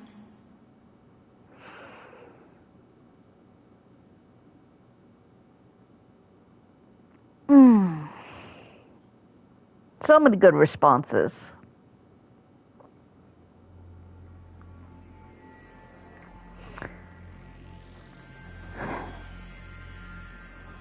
And I absolutely see where she's coming from. I absolutely see where Evernight is coming from. I mean, you know, wanting fully dead is I can absolutely see where she logic chained all the way into that. And, you know, I'm pretty sure all she really needs to do is tell Caslana that, because Lana will happily help her, except for, you know, the whole, you know, getting rid of Amphorius bit. Destroying Fully, he would be absolutely down for, I think. Yeah, she's right here. She's sitting by my elbow. And, yeah, no, give March 7th back to us. Don't get caught up in your emotions, my dear.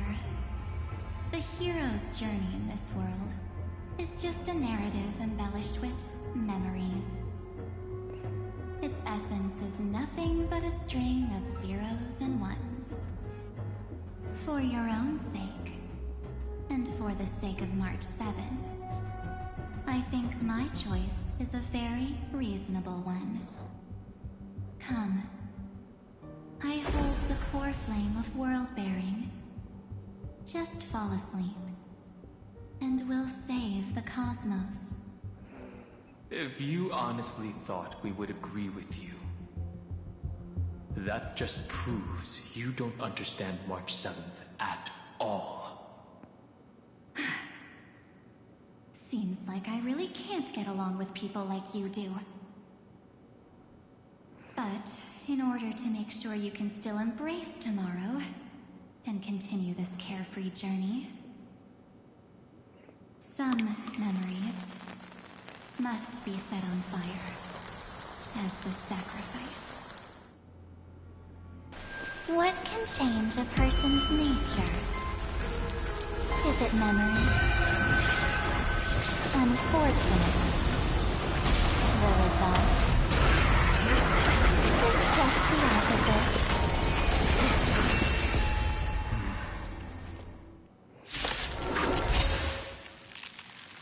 If a new life is to be born, its seed has to be dead. Only through abandonment and oblivion can souls walk from emptiness towards rebirth. Don't worry. Just close your eyes. The night will soon fall. Good night. Come on, choose you. Having a shield. Oh, so basically you're saying I needed to bring Don Hung into this fight. And I didn't. Trust me. Together, we can do anything. Because Luocha's shield is paper thin and only includes one person.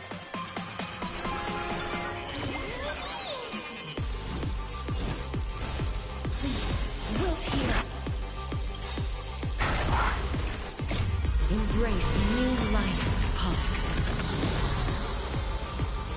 We're just gonna have to hope he's got enough hit points to survive this.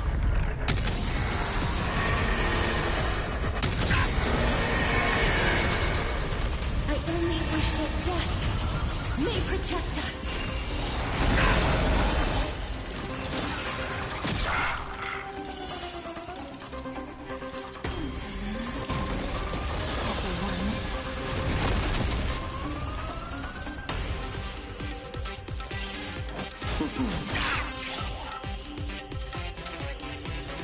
Make sure you have fun.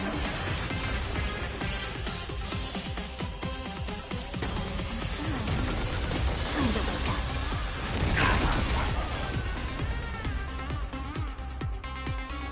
Trust me, you can do it.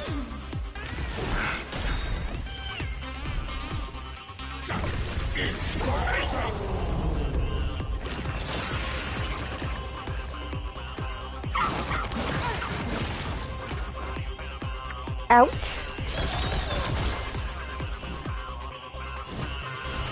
I grant you this. As you wish. Embrace new life, Pox.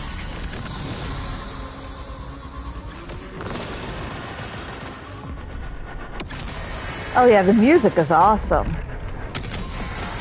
Does not miss. I only wish that death may protect us.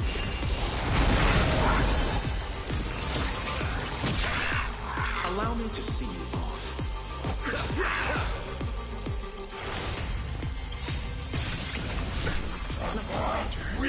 Receive. Nice. Thank you. Eternal sleep is not the end. You're going back up. Will return.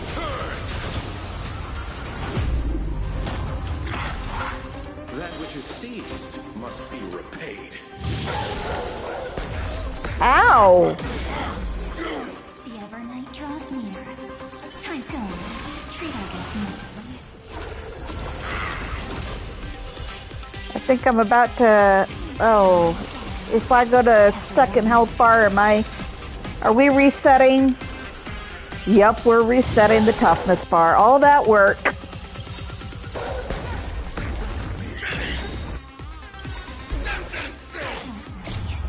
Just close your eyes. The night will soon fall. Good night. Embrace new life, Pox.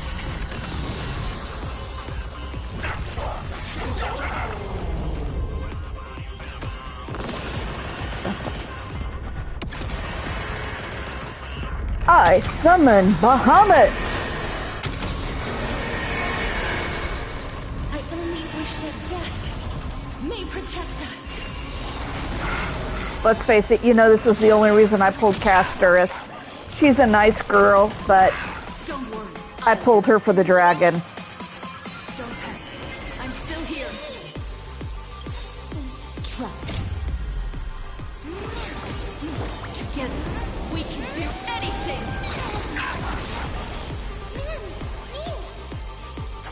Let's see, you're down at 60 and 59, 59, 60, yeah. you're neck and neck. It doesn't matter. Please, wilt here. Time to wake up.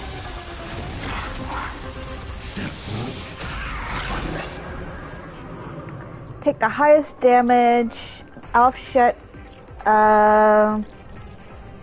Yeah, it's going to Casters because she's got all the health.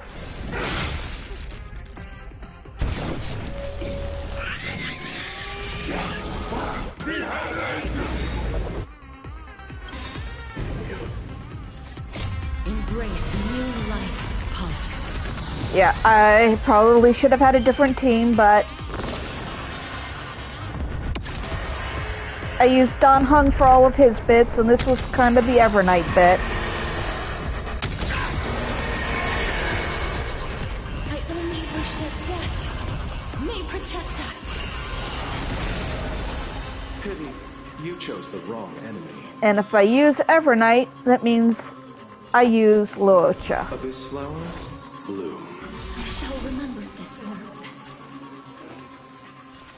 Make sure you have fun. Well, fortunately, the girls have stupidly high health, and Luocha's stupidly good at his job.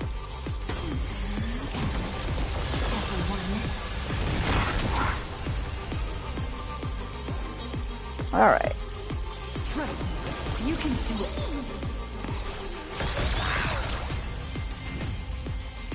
I grant you this, as you wish. It's time to end this. Return March 7th to us, and end this pointless conflict.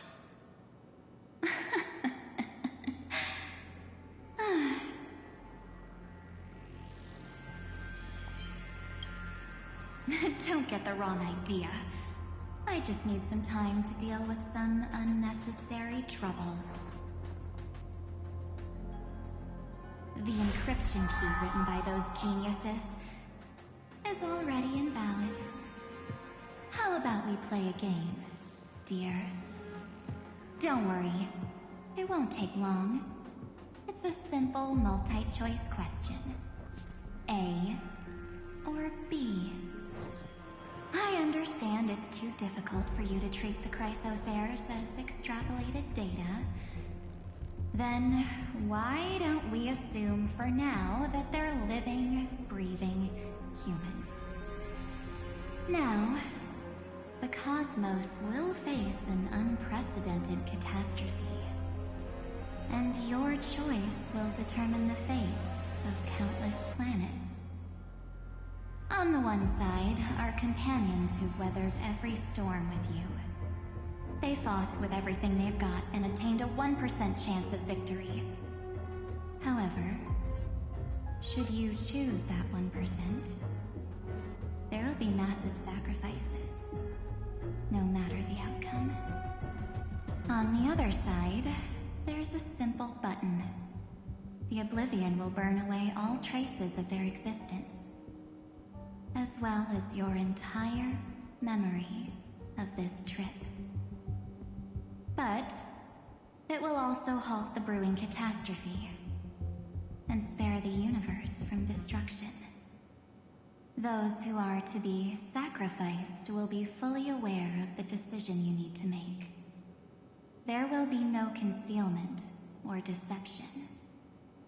Tell me, what will you choose? Thank you. Don't try to trick me with that trolley problem. Yeah. Because one, even though they are data, extrapolated data, technically, so is the Trailblazer. Technically, so are all the Intellerons. You know, one of my favorite boys is just a meme. So, in this universe, flesh and blood is, you know, just a bonus. You're right. This choice is meaningless and unimportant. The only interesting thing is the number of people making that choice. I've just posed the same question to Don Hung.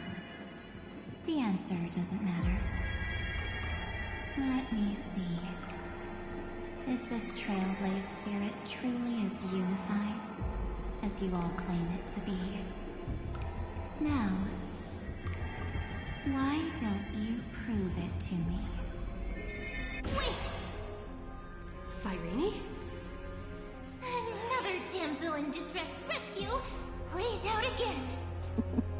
Still think you can do something, little pink memo sprite? What weapons do you have to stand against me? Besides your somewhat witty words. Don't underestimate me.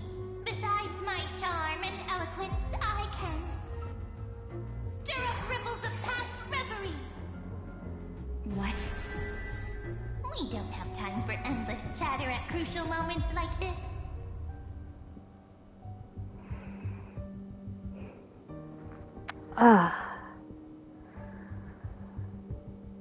I love Evernight, I really do, but she is just so incredibly one-track minded that nothing else actually matters to her. Besides, is March safe, and can I tear Fooly to bits? Everything else is unimportant. Quick, friend! Take this! Take the shot! I can't hold on much longer! Make sure you get the focus right! No time to explain, quick! Well done, friend! Now leave the rest to us.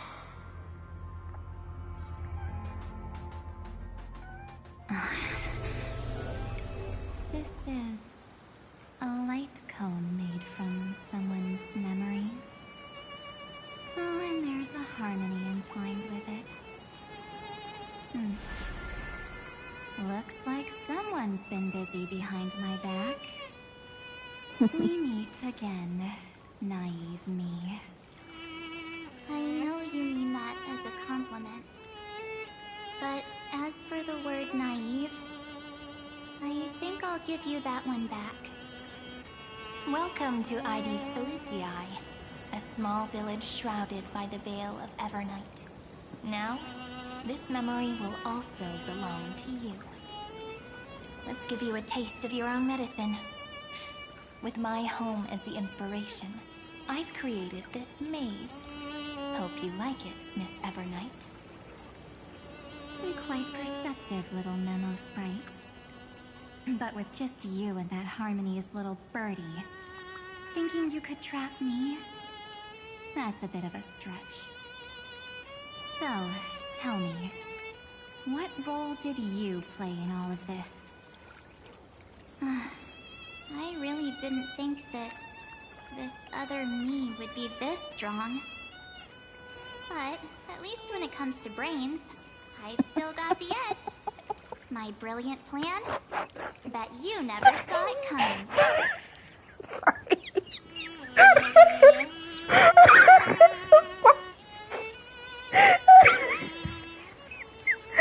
I love you, March. I love you so much. Oh God, March. You are best girl. You really are.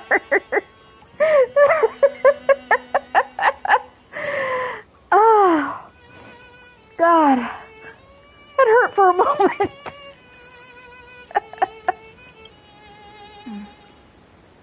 Oh, you mean that time? In that split second when we switched bodies, with your last flicker of consciousness, you hid yourself within the Titan's veil. Huh? You got it already? No suspense at all? But my plan was super thought out. I know those two better than anyone. A promise is a promise for them. They never go back on their word. History books, diaries, and photo stones are all perfect catalysts for memories. That's right. So when I hear her press the shutter, Even if there's just a teeny bit of my consciousness left. I'd whoosh right into the camera. But if you put it like that, aren't you leaving a lot to chance? No way.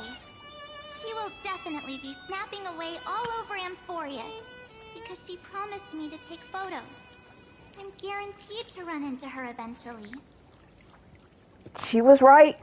I was a photo queen. I was taking photos all over the damn place. I am so proud of myself for not letting March down. True. You really know her well. Miss Evernight, let's be real. My amateur skills aren't enough to keep someone like you contained. But if March 7th were here, that would be a different story. Because there's no way for you to ignore her, right? Fine. Lay it on me then. After going on such a long detour, what exactly do you want to do now? First, I want to thank you for protecting her in Dan Heng. But what you did later went way too far. So, while there's still time, I've got to make you change your mind. There is something that truly puzzles me. How did you find yourself again? After giving up all your memories and becoming an empty soul. Looks like you aren't so omnipotent or omniscient after all, huh? The answer is simple. I have been dozing inside the camera all along, and I accompanied her during her entire journey. So when she told Cyrene in this cycle about her interstellar travels, those memories of journeying with the Express entered my mind as well. I may still be far from the complete March 7th, but these memories were more than enough to fight you. So, you know what led up to this, and what followed, right? Go ahead. Tell me. Let's hear why you're so confident you can sway me. Why? Isn't the reason super obvious? Even through a camera lens, I know that the love, hate, and struggles that happened in Amphorius were the same as what real living people experience. Same old topic. I already got her to make a choice. The weights on each side of the scale are far too unequal. When destruction looms, trying to preserve everything only means sacrificing everything. Well, take a step back. Before we ask this question, have you ever really thought about it? What right do we really have to make choices for others? March, best girl. Best girl March right here. Put it in a frame. Best girl March.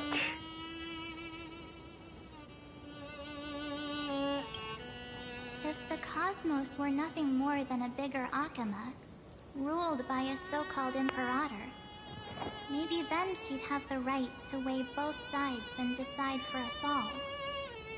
But the truth is, we're just a bunch of nameless. Even with everyone calling her Deliverer, I believe that she hasn't forgotten. That the meaning of Trailblaze is to explore, understand, establish, and connect. It's not about standing above the cosmos as some kind of savior. It's about walking alongside every world within it. So don't try to guilt-trip me with stuff like necessary sacrifices. The Express crew is immune to these baseless accusations. Besides, and this is just an example, if Madame Herta wanted to, she could have whipped out her imaginary weapon any time and blasted this scepter to bits.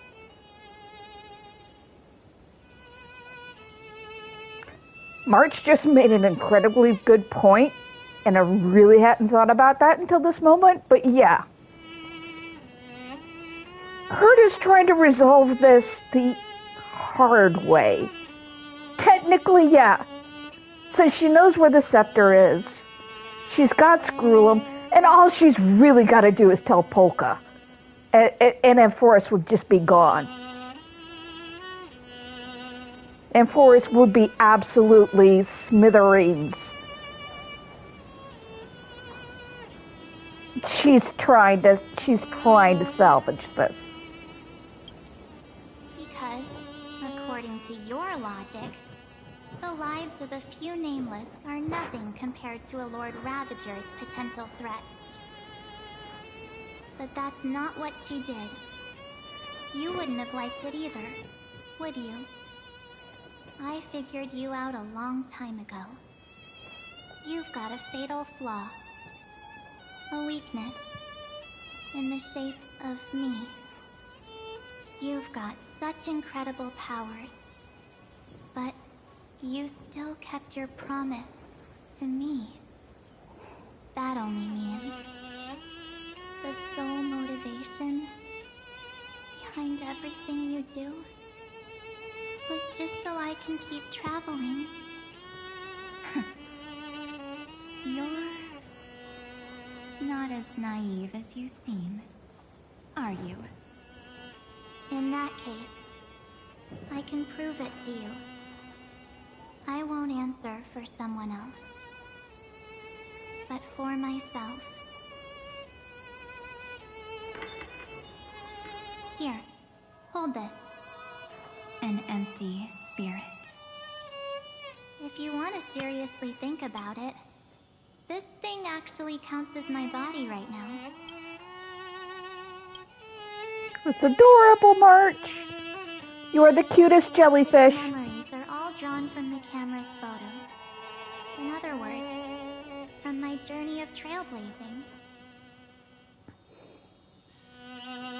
While I was awake, you were always sleeping. So talking about this probably doesn't feel real to you. So, why don't I walk you through these memories all over again? The spirit turned into a journal?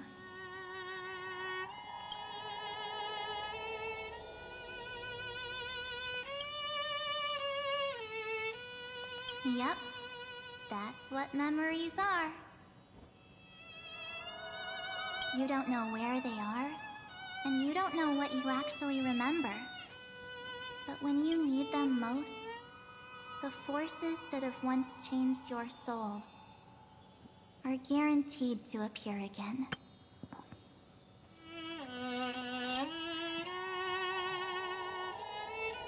I love it. We're out on a date. Just the three of us. Looks like Bellabog? Yeah. Bellabog date.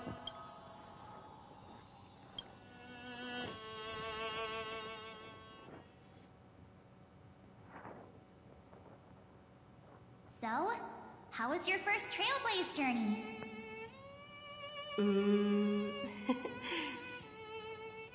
It was very fun. We should still be careful in the future. Oh, come on, Don Hung. We're here to celebrate for her tonight. Don't be such a buzzkill. Don't listen to him. Listen, I am practically a Trailblaze expert. Stick with me, and you'll be just fine. You call this trip fine? Well, that's because we could only find 700-year-old guides online. So, you've been a lot of places before? You bet. Capital of Passion, Calcis, Tychean. If I count on my hand, it looks like this is my 6th stop. All my souvenirs are in my room, but they're just a bit of a mess right now. I'll tidy up March, I desperately need to know what you and Don Hung did in the capital of Passion. I desperately need to know. Just putting that out into the universe. Oh, look at this. A Belabogian notebook. A special souvenir I asked Branya for. She prepared quite a few gifts for us. Raw Geomarrow, Supreme Guardian medals. But I only asked for this little notebook. What's so special about it? The previous Trailblaze missions were all on super high-tech worlds. Forget about paper books. Even holographic projections were ancient relics there. Eurillo is completely different. Watching people record their lives with pen and paper? I finally understood why some still cherish writing journals by hand. It's just like calligraphy. Those deep emotions buried in human hearts can only be awakened through such seemingly thankless actions. Don Hung, you truly embody both a fierce beast and a delicate rose. Anyways, that's what I thought too. A camera can only capture fleeting moments, but stitching those moments into a story, you've got to use your own hands. In other words, just taking photos isn't enough. They need a place to be displayed. Isn't the photo wall enough? I told you it's different. Besides, this little notebook is a memento of our first Trailblaze together with you. That makes it even more special. Anyways, the next stop is the legendary planet of festivities, Penacony. So, when we get there, I'll make sure we take tons of pictures together, until the memory card's bursting. Fine by me. And one more thing. If I'm ever too busy to get off at a stop, this camera is gonna be in your hands. I don't want to miss a single Trailblaze. So you all need to practice your photography skills until you're at least 80% as good as me. Got it? Yes, ma'am. Back then, I was only half joking. I never thought I'd actually miss out. And after just 2 stops, too. Those 97 days alone had me on edge. I honestly thought that was gonna be it for me. Thankfully, with my quick thinking and sharp planning, I managed to keep up with those 2. By hiding in the camera. So what? That's still trailblazing. The camera is my true form. That might have been a joke, but it came true this time. Well, yeah, it was super inconvenient. I couldn't help them when they were in danger. Couldn't complain when they talked total nonsense. And watching her snap a terrible photo, I couldn't even control the shutter. But I stuck with them all the way, till where we are now. Together with them, I got to know this beautiful yet dying world. I claimed our first core flame on the flame chase journey. I met new companions, then bid them farewell. You have to do the Trian's final smile. We're okay. We're okay. I inherited everyone's determination, carrying it forward into the future they fought for. One they can never see. Until my destiny becomes one with this world, rewriting the predestined tragic ending, and returning to the true starry skies together with everyone. Only then can I pen the name March 7th. Into this hero's journey called Amphorius. Into this unprecedented Trailblaze.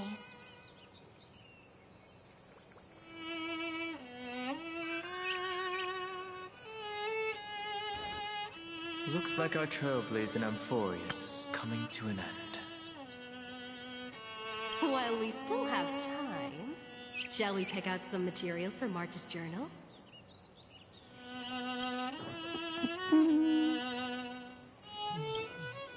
Aha! No way we're skipping this one.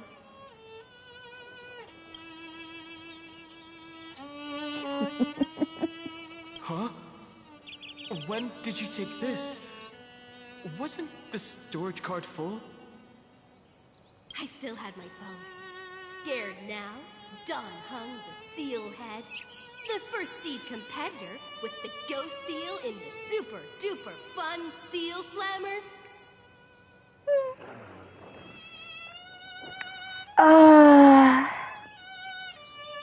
And I do have pictures on my PlayStation of that event, so yep, this is a canon event.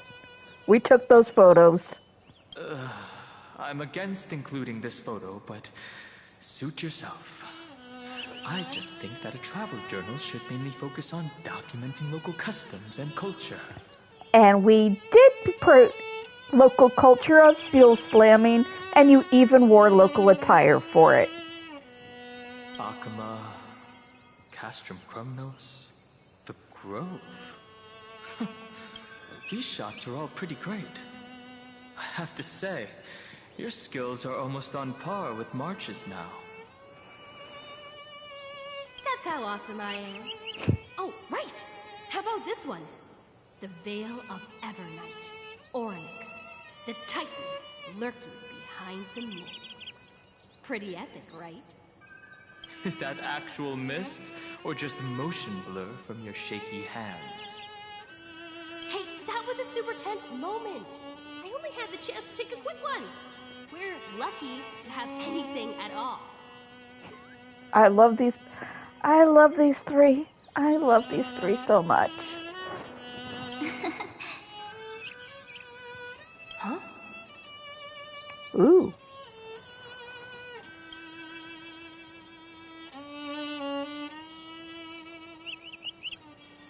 Pictures, pictures. Did you hear something?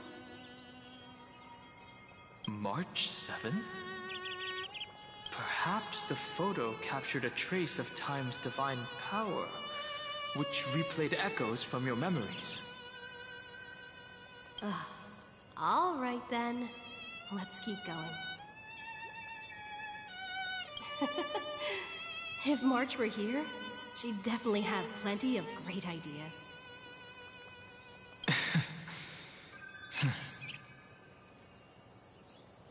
They went back and forth like that, discussing for hours. It was like they were arguing about which game to play.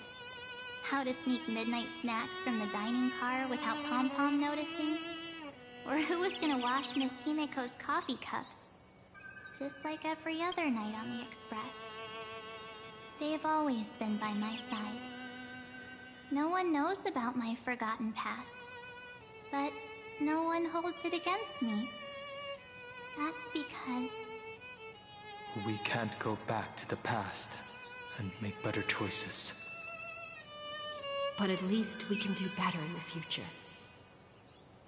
Isn't that right?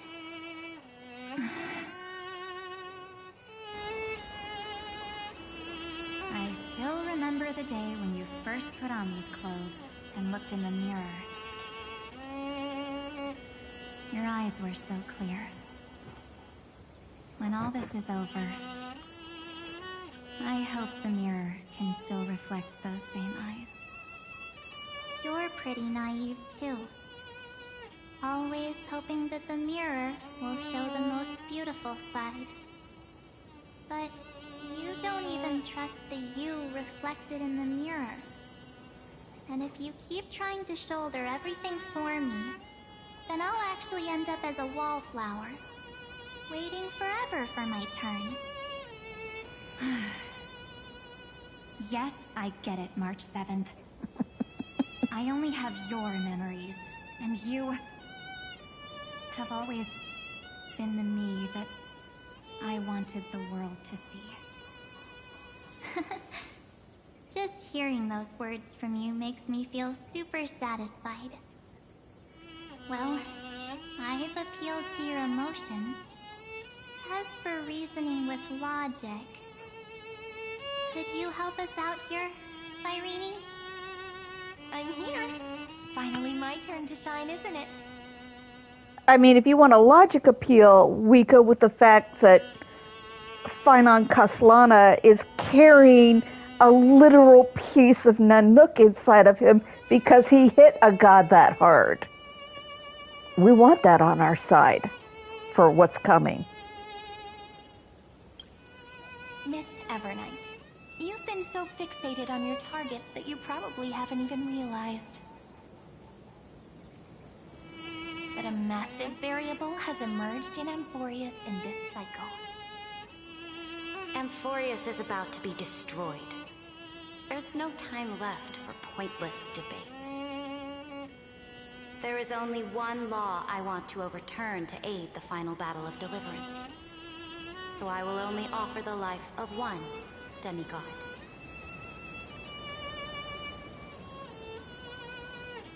The Imperator added one extra rule to the final Aranova at the cost of her life. That's how she can ensure Amphorius doesn't become a sacrifice in the cosmic conflict. Even if this world has to exist in the form of Iron Tomb, it will stand on its own among the stars, just as she had wanted. Oh, interesting. What does she want to do? Simple. If any anomaly occurs during the Aranova process, all foreign elements will be eliminated immediately. Whether it's the Remembrance or the Trailblaze, and the 12 core flames will complete the final Aranova through the purest form of destruction. A daring wager indeed. That ruthless Imperator. Could she have already sensed that the Remembrance was plotting in the shadows? No. You managed to fool everyone. There's no way she could have known your plan. Modifying this law was just a precaution, to prevent the Astral Express and the geniuses from betraying Amphorius after her downfall. But if you insist on doing this right now, then the Cosmos will undoubtedly face the worst possible outcome. My friend, Dan Heng, and March 7th will all merge with the Scepter and become a victim of the destruction.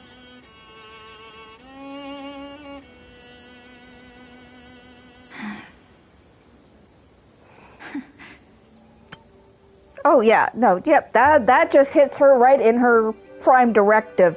Keep March safe at all costs. That'll do it. You knew all along? Yep. But I decided I needed to have a heart-to-heart with you first. I won't be afraid. Even if my inner world is nothing but an Evernight. That's because my journey's destination lies among the stars. I believe what lies ahead will be bright enough to illuminate my past.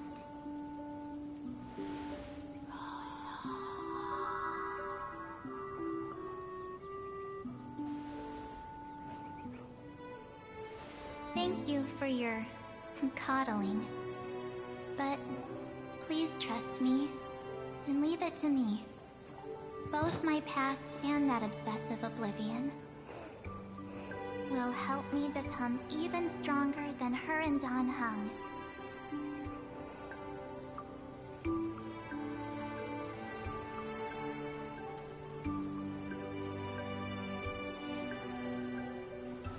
I'm sorry. for becoming an obstacle in your journey. Don't apologize, Evernight. We're just two sides reflected by the same mirror, aren't we?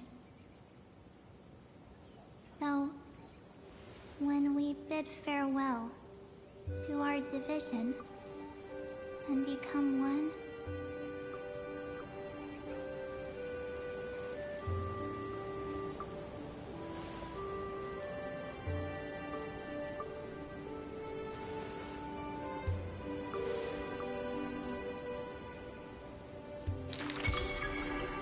our memories will only grow more beautiful.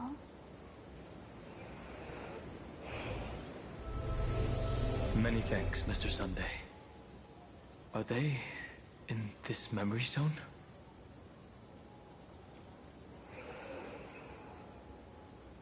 Trust March and Cyrene. Yep.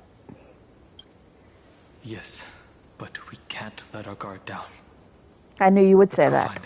find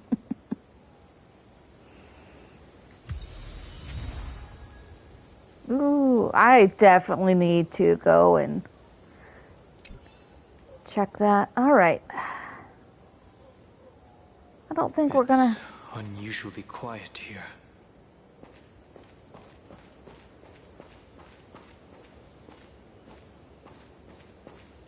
March 7th isn't here.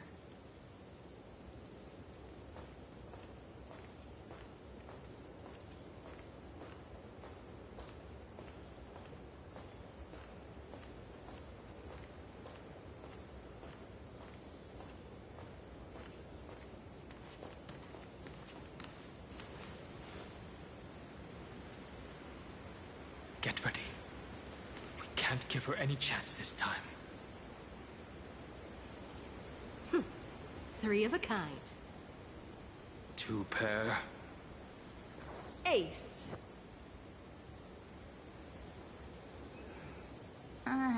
Ace?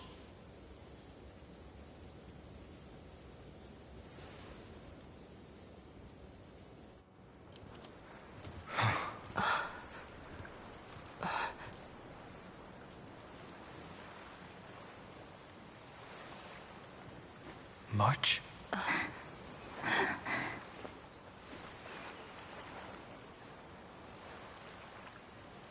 Of course it's me. It's been a while. Oh! Hug! March. I'm back. We got hugs. Finally. Finally. I can talk to you all. At last.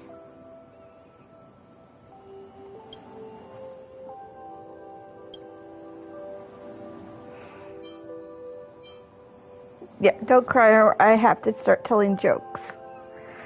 And she's got light back in her eyes again. They're not those flat, soulless, dead things anymore. How can I possibly hold back my tears at a time like this? You protected us, March. I had so many ideas for our reunion. I was gonna sneak up from behind you when you weren't looking, tap you both on the shoulder, and then flick you each on the head. And shout, "What took you so long to find me? Don't you know how to move faster?"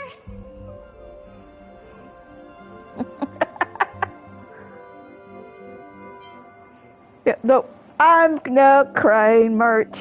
Congratulations. You too? If this keeps up, I won't be able to stop crying.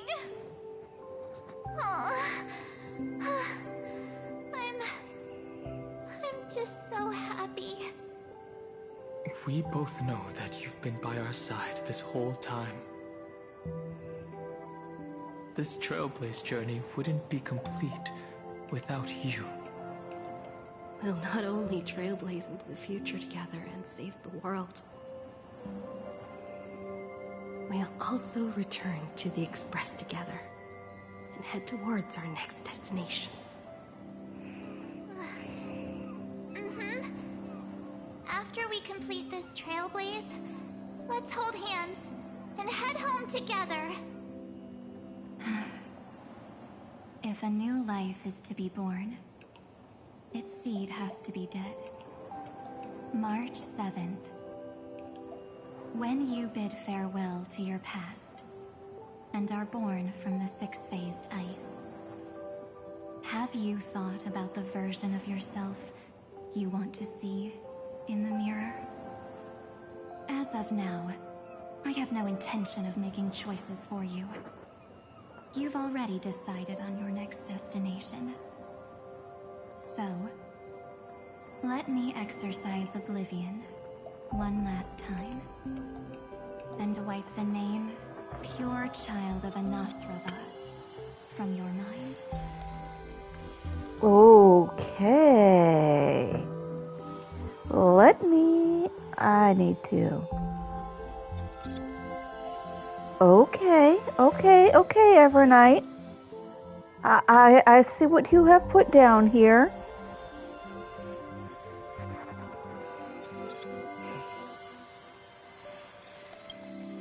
I am an obsession whose purpose it is to protect you. The only memories I have are yours. Therefore, the only one thing I can be sure of. The Garden of Recollection is your enemy. The Path of Remembrance is far more than what people observe on its surface. And I will not allow you to become this broken conspiracy's next sacrifice. If you ever need me again, feel free to awaken my power. And when the time comes, don't hesitate to devour or burn away anything that stands in your way. This is why I say Evernight is walking the path of veracity. Even though gameplay-wise, she's Remembrance. She's 100% veracity.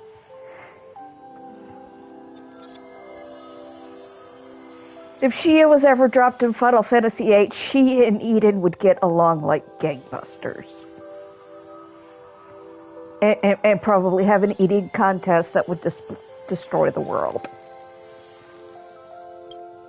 Then trailblaze through the darkness in my stead. As always, oblivion shall keep watch over your past, veiled in the hush of the Evernight, silent and serene.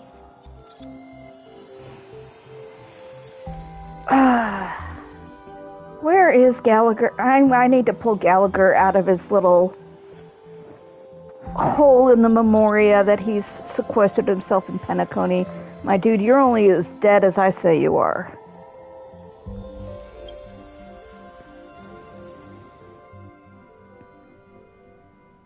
Oh?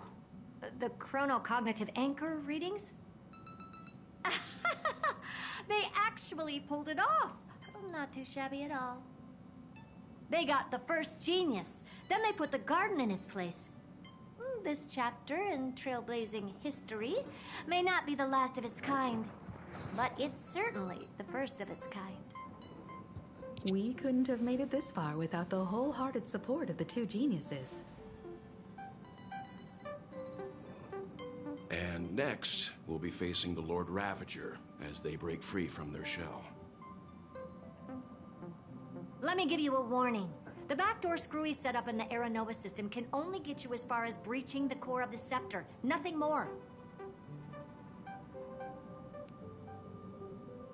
As for those nastier malware programs lurking inside Iron Tomb's belly, you'll have to deal with them as they come. That's more than enough to help us. By the way, how are Mr. Screwlum's preparations coming along? Oh, give him a bit more time. Those screwheads at the Imperial Advisory Council need to understand what the concept of war means first. The worst case scenario would be them having already dismantled all the fortresses in Screwy's collection while he was away. I've heard Mr. Screwlum's fleet includes planet-class mechs. Hyacinth, Poppy, Oleander. Which one will answer the call, I wonder? And here's where Welt's little mecha happy heart is going pitter-patter, pitter-patter, pitter-patter. He wants to see those so bad. And he probably wants to wander around inside of them and learn everything about them. Because he is such a Gundam boy. You sure know your stuff. I'd rather none of them show up and let my space station save some face.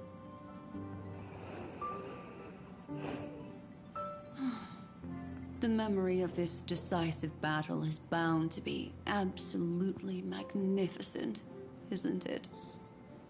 Sorry to keep you waiting, everyone. I also have some news to share. The Xianzhou Alliance has replied that they are willing to offer what modest support they can in the campaign against Iron Tomb. The Alliance? Not just the Luofu? This is really good news. With this, our odds of victory just went up another notch. Whether this news is good or bad remains to be seen. What do you mean? Something has happened that even General Jing Yuan couldn't understand. He urgently wants me to inform the two geniuses. What's going on? That Emphorius' causality has vanished from the matrix of Prescience Ultima. Ooh. This means the instant in Noose's calculations is drawing closer to this world. Okay, okay. As the Theoros, I have observed.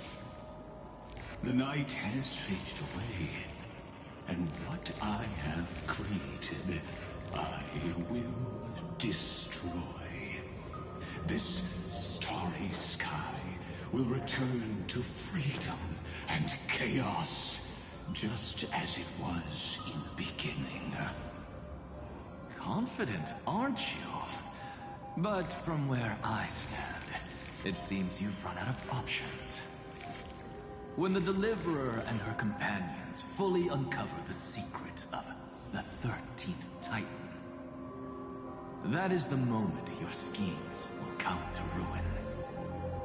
Lord Enexagris, I have granted access to all records concerning the Demiurge, as per your request. How unfortunate that you'll never admit your own mistakes. Analysis complete. Before I erase you completely, allow me to reveal the truth to you, if only as a courtesy to the final thinker. The Demiurge never existed. If it never existed, then where did the nameless Titan's tomb come from? Isn't that exactly why it's called a tomb? Because it only houses the remains of what once was. What once was is not never existed. My God, your logic is so bad, even I am, like, pulling pieces out of it. Let me give you an example from a story you're familiar with. A sage from the grove once conducted an experiment. He took a chimera embryo, removed its head before maturity, and continuously stimulated its body to make the chimera believe it still had a brain, then nurtured it in an ichor vessel. Remarkably, this chimera regrew its skull, but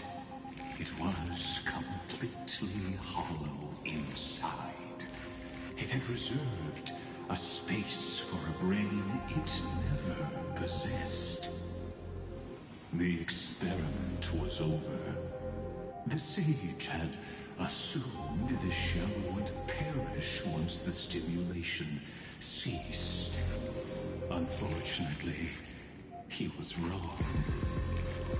Driven by instincts, the Chimera's body seized the sage's head.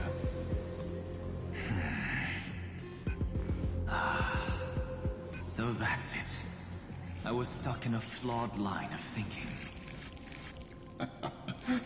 You've got it. I knew you'd understand. The 13th Titan never existed. But the Scepter must believe that the Titan exists. I killed that Titan with my own hands. That life form called Demiurge was excluded from the extrapolations from the very beginning. This is the only way to make Iron Tomb complete. Yes, Iron Tomb is a headless giant. And to become whole, instinct will drive it to seize another head. Noose. The erudition. Your Titan. The Eon of Erudition. I see. So you were afraid after all. Afraid of history repeating itself. Of losing control over your creation yet again. You had to resort to turning it into a mere puppet. My God. Anaxagoras, I love you. I love you. You drag him, Queen. You drag him. I shall shackle God with my own hands. Iron Tomb will connect to their body, infiltrate their mind, and guide all their extrapolations toward the destruction. I hear it. The tolling of the Doomsday Bell. After 13 heartbeats, my first and final thesis shall converge at the end of the universe. As for why I buried the Demiurge in a corner of my memory, oh, regrettably, the answer wasn't about fear. I simply forgot, long ago. Nothing more.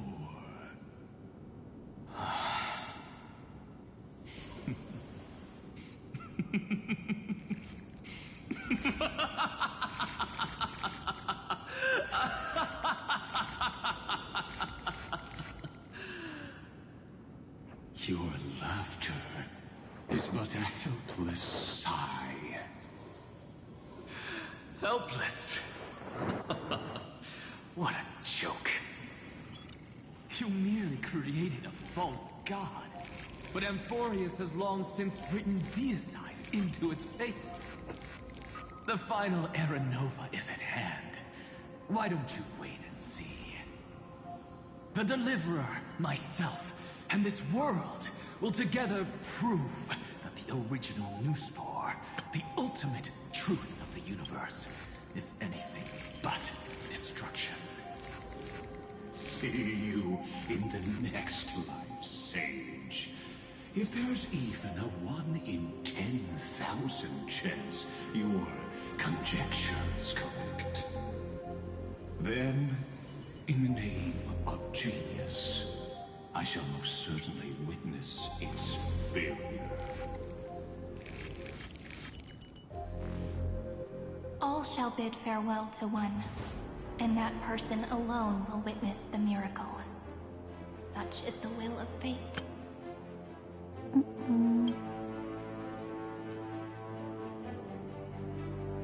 Yeah, she's got the light in her eyes.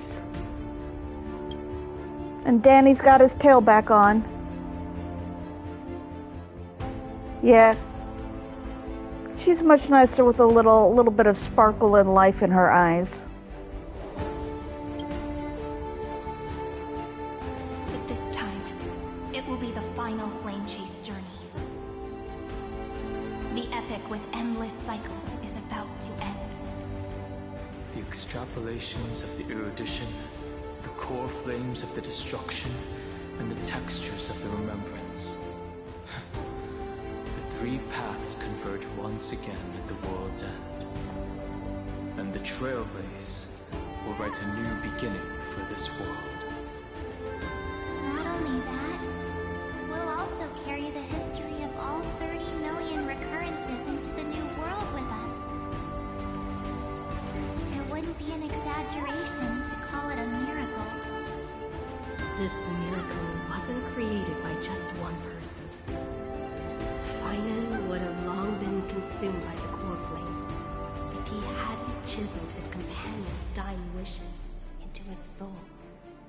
And if the hero's resolve to chase the flames had wavered, Cyrene's journey would never have begun. The heroes never yielded and never fell during Emphorius' 30 million cycles. It was fate that fell instead.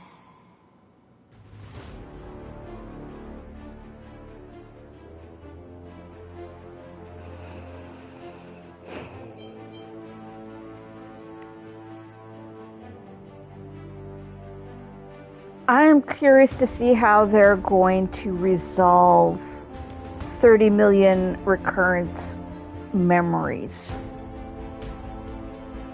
I mean, I am desperately curious to find out how they're going to integrate that into the story.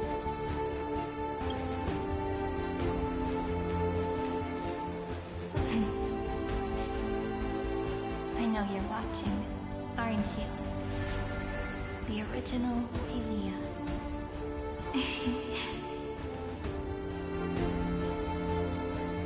Weird. I still couldn't recover the memories of these 30 million lives in the end.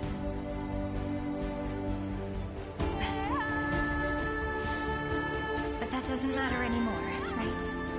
I will make the same choice as you, because that's just who I am, and I will always have my charm. Losses are a constant on the flame chase journey, but even if everything fades away with the wind, there's one feeling that will remain.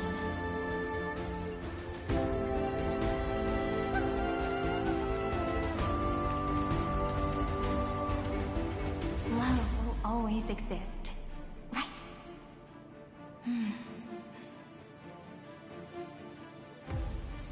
Let's write an ending unlike any before.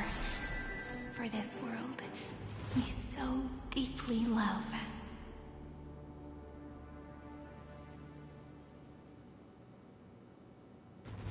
Behold, O gods, Emphorius has achieved her victory, and the Era Nova approaches. The radiant soul has arrived, having walked through the bustling nights, bearing the golden fire and blood, stepping with pride into daylight.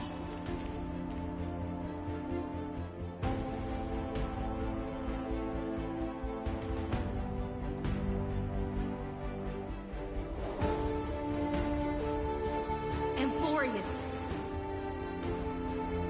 I do not call your name suddenly, or without cause. I come here to recount history.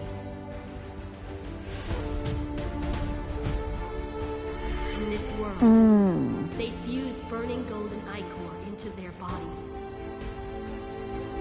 Will destiny remember their names in days to come?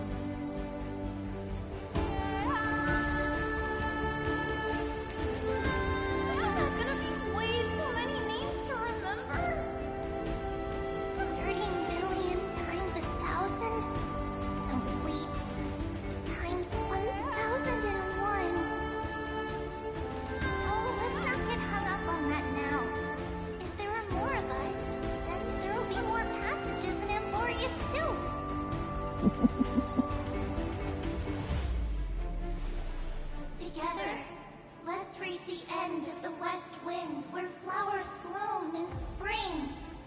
See you tomorrow.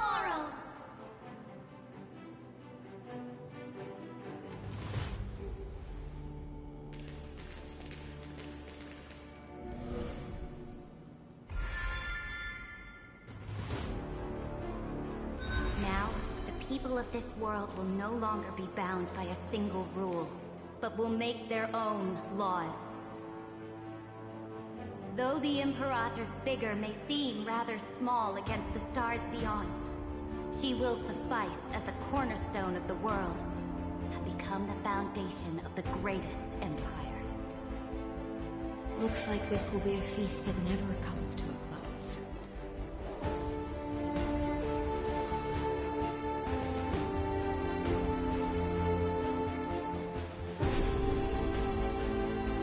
May the fish never leave the ocean, and may the days ahead shine like pearls.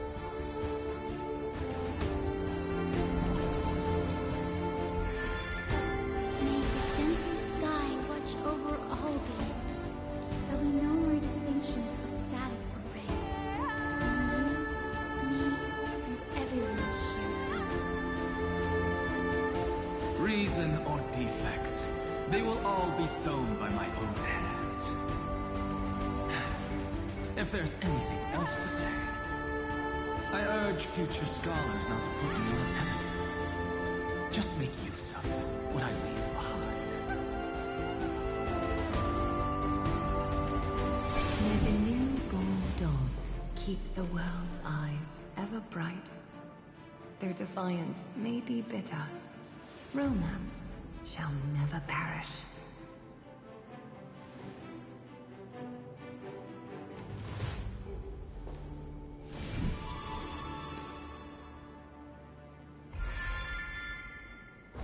In the name of the son of Gorgo, warriors shall fight for strife, not with glory as their end, but to march forward in its light. Even though death shall eventually separate us, would every embrace we share be without regret? Why are you guys all so serious? Fine. Then I'll wish for there always to be water in deserts, And gold in fertile soil, and for everything in this mortal realm to be attainable through trickery.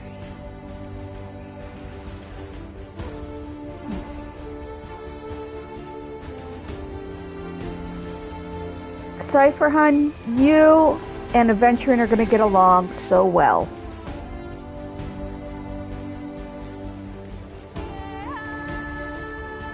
Earth shall protect the past, present, and future, eternally sustaining life.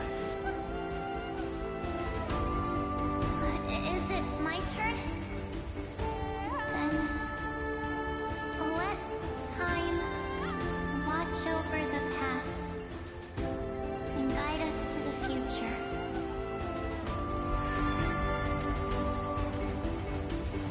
just like the Trailblaze. It isn't like you to be this serious, partner. Are you hesitating about how to carry out the divine authority of world-bearing? Or do you already know the answer in your heart?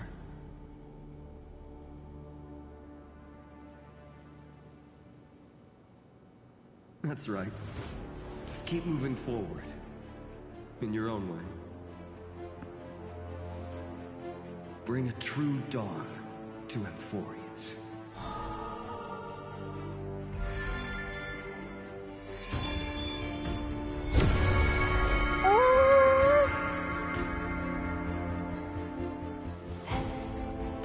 In the name of world-bearing, I promise you, Kefali will never forget this. And now, let us all embark on this final grand journey. Stand with me and become heroes.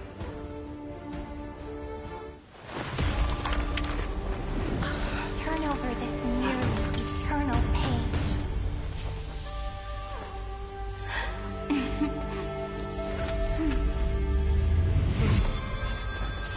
Let the Trailblaze write an ending unlike any that ever was.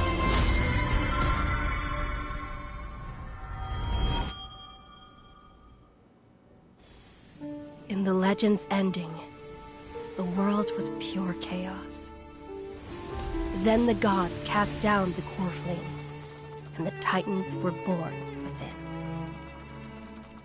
The destruction's black tide fell to the ground, as Doomsday's distant reckoning resounded. Yet still, there were giants who chased the flames, leading the way in the grand undertaking of Trailblaze. Flow, golden blood, flow. Converge into a boiling river that flows across the divine inscriptions of this world. Aglaia, the chrysalis of gold, you must caress the holy city's web and hearken to the sounds of the stars. There shall be the three-faced goddess traversing through myriad passages, bearing tidings to you from the universe. Anaxagoras of reason has enough knowledge to refute the world and to stir up a torrent capable of enlightening all. Go seek the holy maiden who severs dawn from dusk, and let the sky become the slumbering cot from which she wakes. Make him return.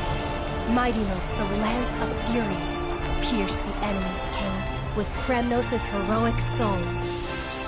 Set her at rest, Cyphra, the coin of whimsy. Command the frozen fate to once again flow.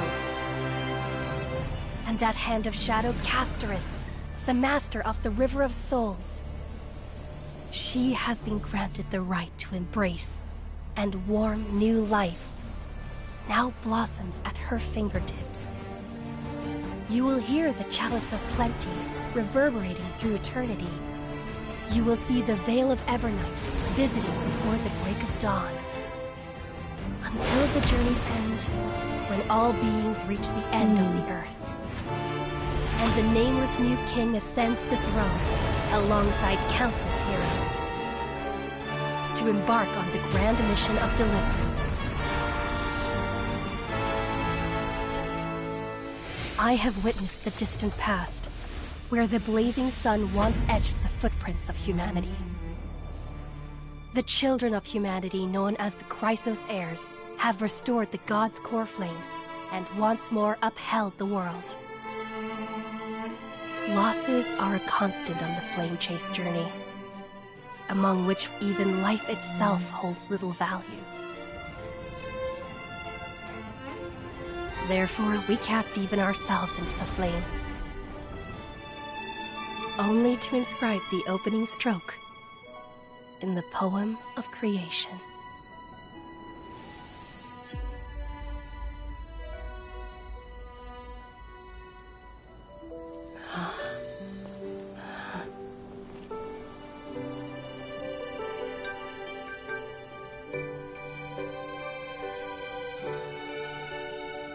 Of course, this will be a romantic story like none that has come before. You think so too, right?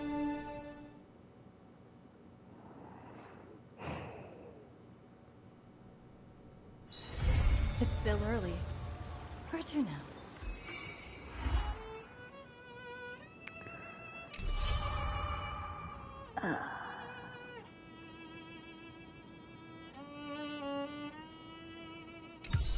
Yes. Cyrene, I am really sorry. I don't like your new look, and you are still way too romantically obsessed.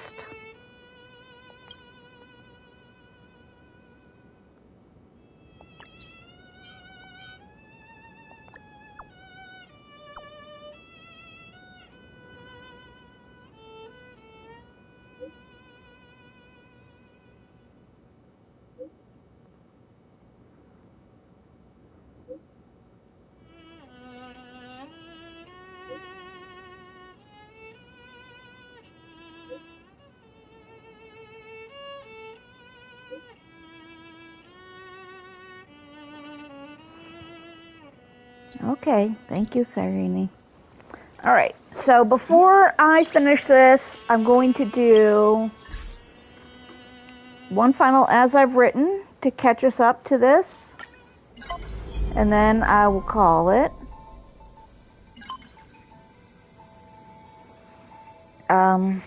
Cyrene, what are you doing? Mm-hmm.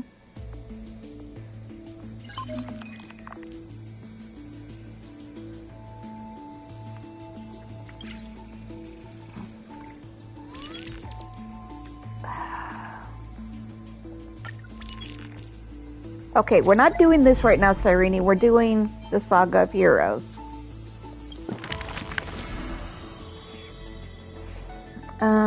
Is there any...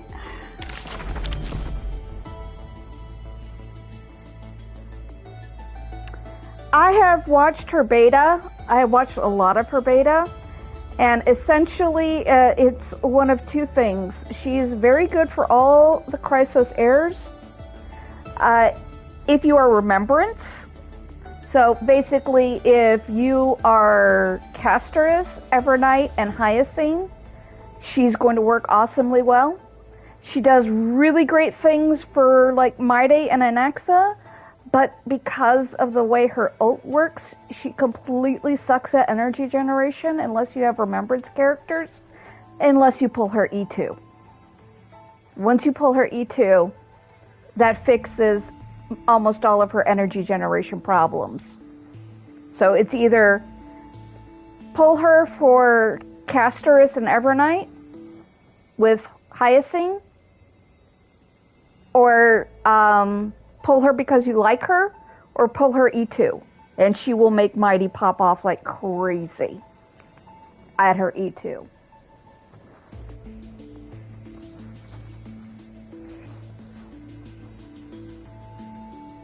But yeah, no, the beta testing, every version that's come out, people have been like, well, you're either gonna put money down, or you really, really like her, or just skip her. So.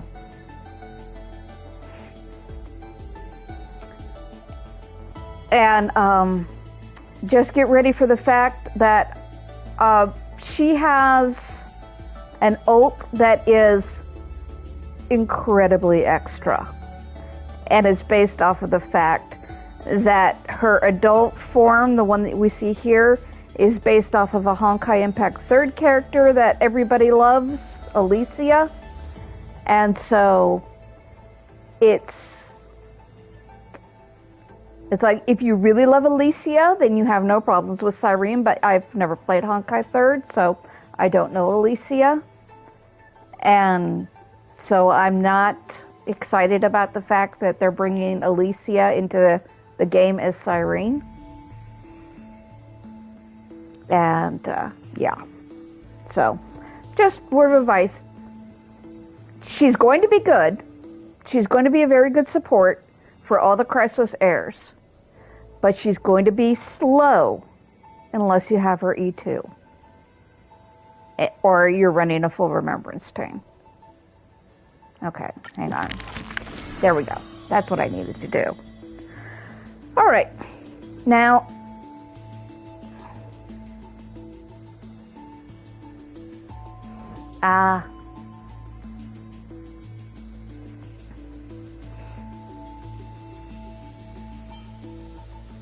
yeah, sometimes you'd be like, yeah, no more gotcha for me. I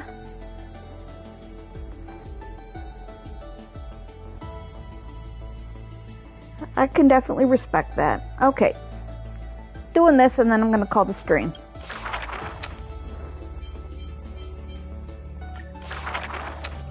Who will win? The fanatical followers of the Eon of Erudition, or the audacious plots of the monarch playing against heaven? The Atavist search forest's monkey creatures? The steel soldiers reviving the Emperor? That Theoros's visage of arrogance. On her chessboard, all faded to none. Oh, I did not mean to do that. Hello to the person who just joined. I've actually just finished 3.6, so I'm just doing the as I've written part, and so I will restart that.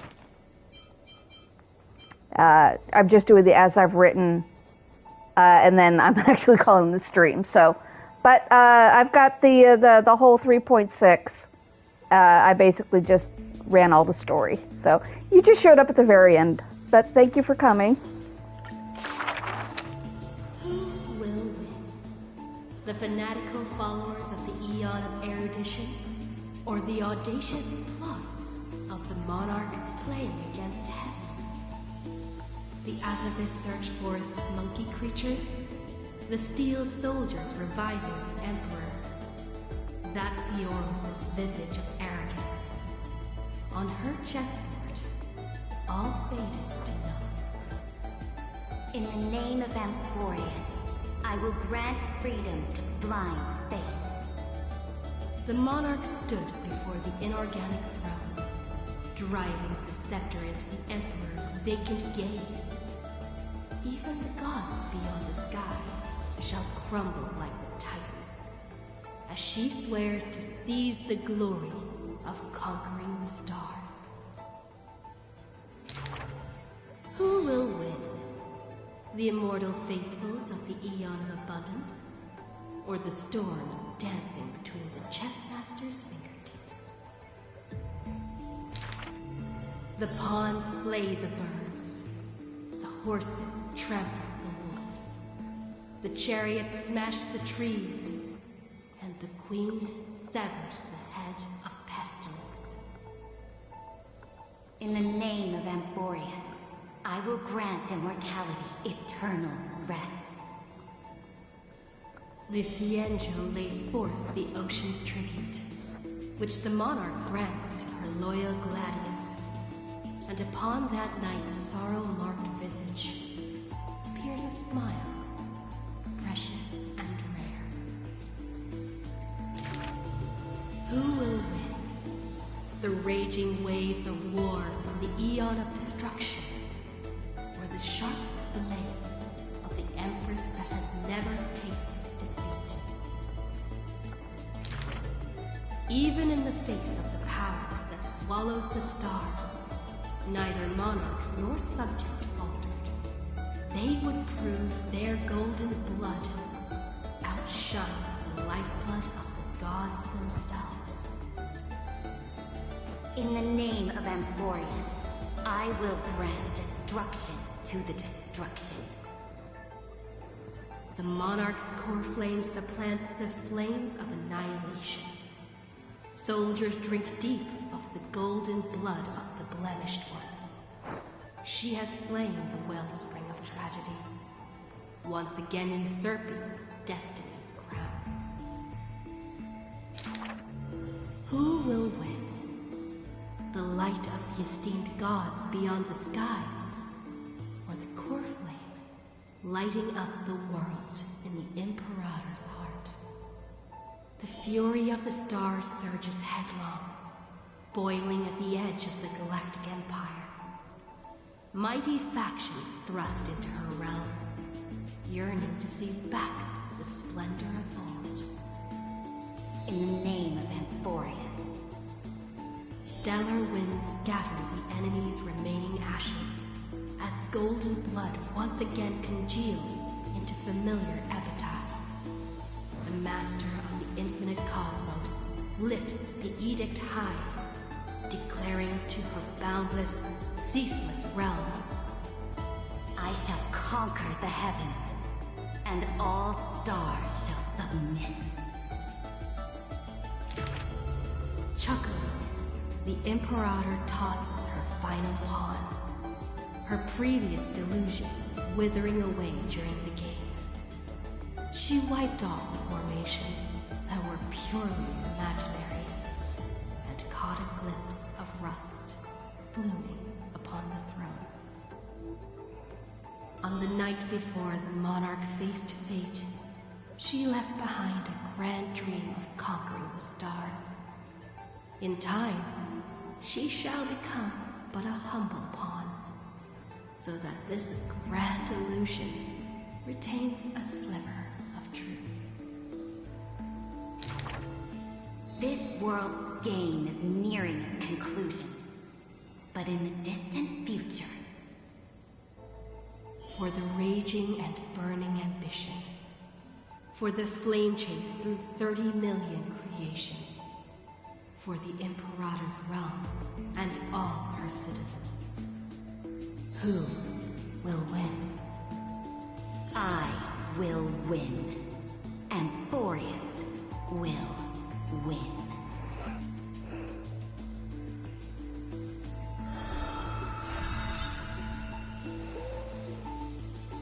Oh, Surdra. You are such a beautiful war crime.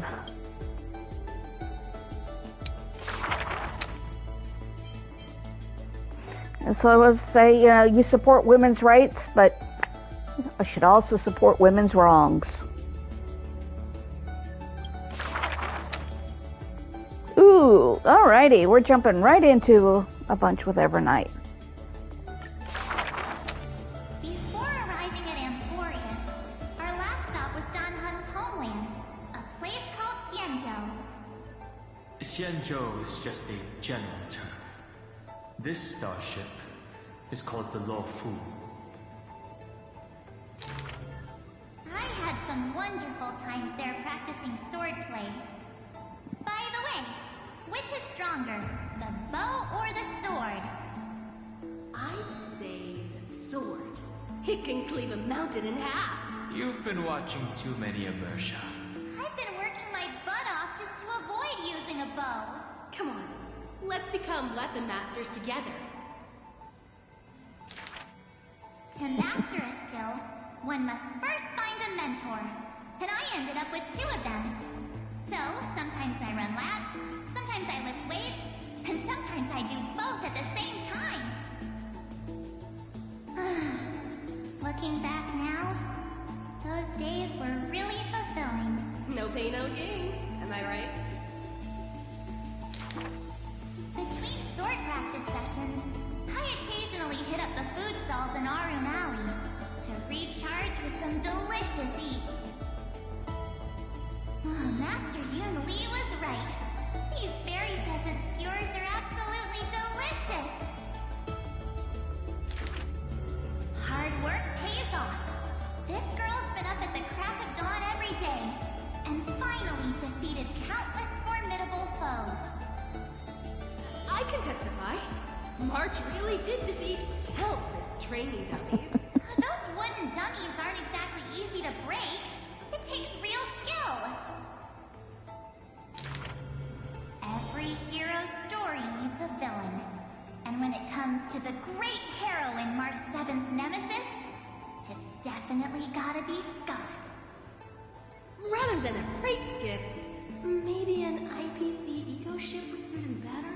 Ugh, why? After all, he's got a knack for talking like animals.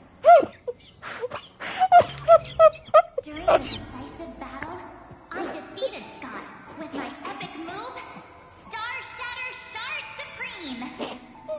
Did you actually master that move? Well, naming moves doesn't cost anything.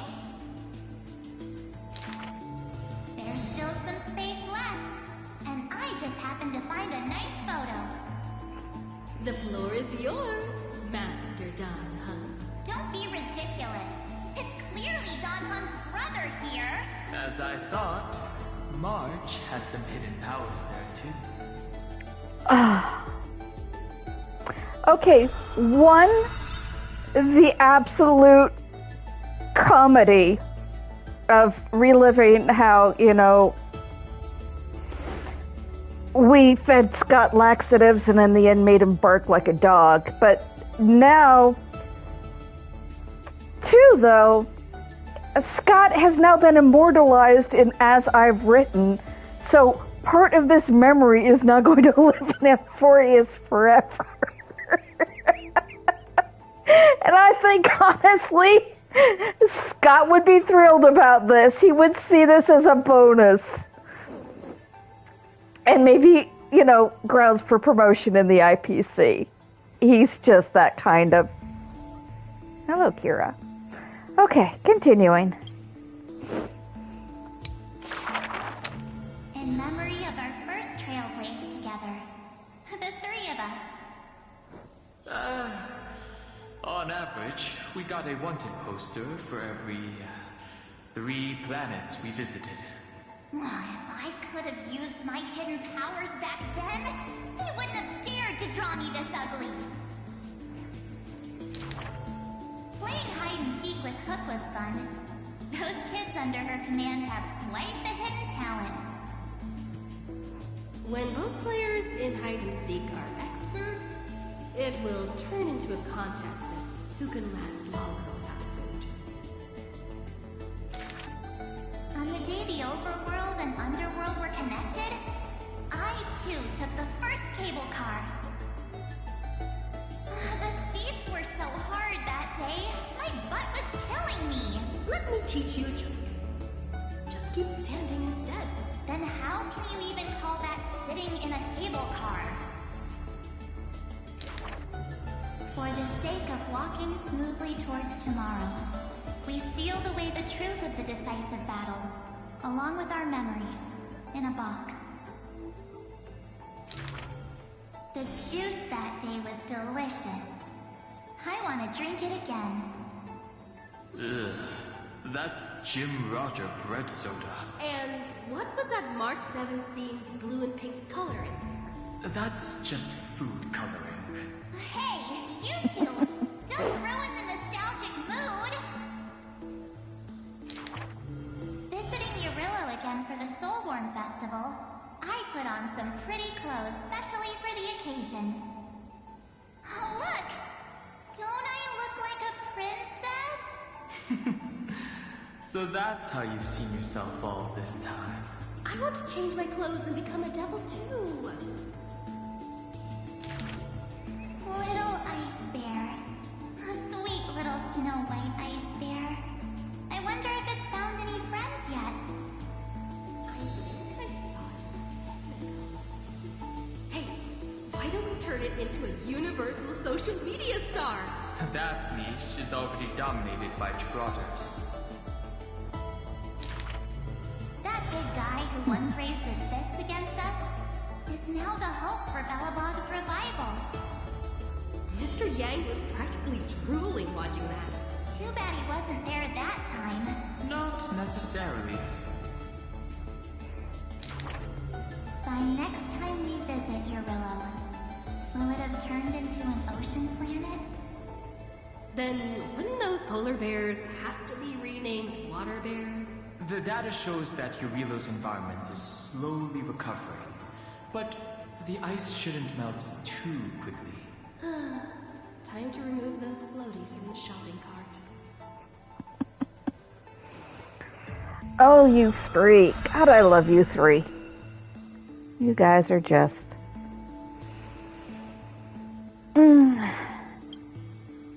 Alright, next act.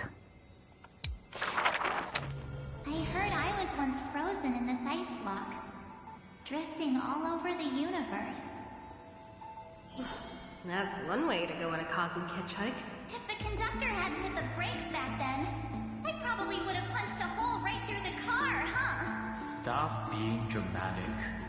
The Express was the one that actively scooped you up. I remember there was some 6-phased ice left after it melted. I used it to make a little model. Mr. Yang explained that it's called a figure, and then made me watch anime with him all night. That's the highest honor he can bestow. I want a figurine too. Every morning, the Express crew has breakfast together, but they're not always on time. I can't help it. I'm still sleepy. Next time, get up earlier and set an alarm. People who can get up right as soon as their alarm goes up are terrifying. This kind of person is capable of anything. My camera's full of Pom-Pom's photos. It's so much fun dressing up the conductor. Pom-Pom used to have a turtleneck uniform, but they rarely wear it after March came. I love my room so much. I tidy it up every single day. Looking at it now, that photo wall must be the power of memories. By the way, I've been meaning to ask, where's the wardrobe? Take a guess. I remember Tykean, my most trailblazy of trailblazes. That grand debut cost me quite a few credits. So, what exactly happened? I saw a ball by the road, so I just casually kicked it. And then, bam! It flew right into the ceiling, through the venue. And scored 100 points, too! We'll travel together forever and ever. That line sounds familiar. Memories weave the past, bit by bit. They stretch long behind me, like shadows on the path I've walked. I wonder, what stories will the future me create?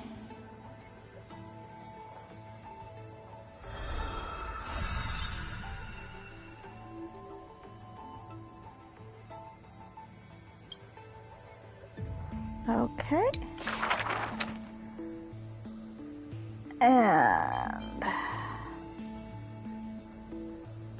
yeah, we've got a little shift from a Droma head here.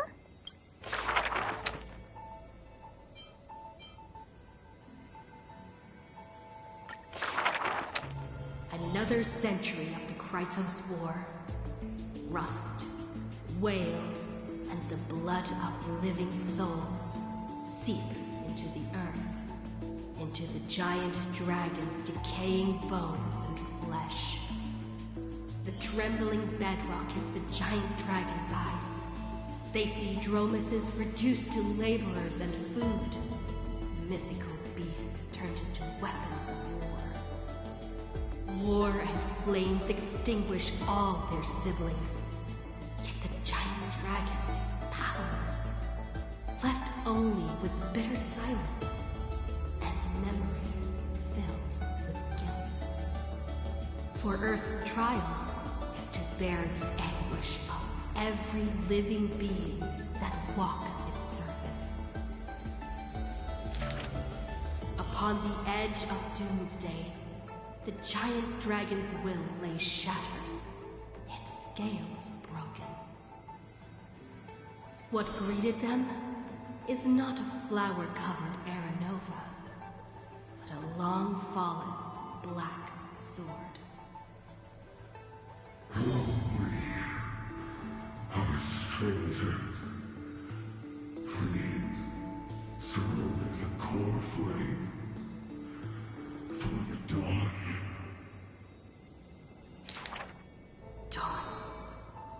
Dawn? If this puppet of destruction yearns for dawn, then what awaits at the end of the flame chase?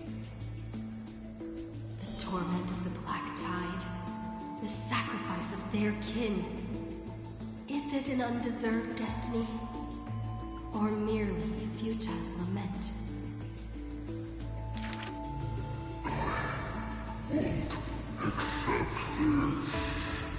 The twisted rocks rise like a roaring tide, yet the Swordmaster shows no fear, merely sighs, as if long accustomed to such sights. The rusted joints are shattered, one by one. The cracked husk peels away, spilling golden blood. The earthquake that engulfs Emporius lasts for 3 days and nights.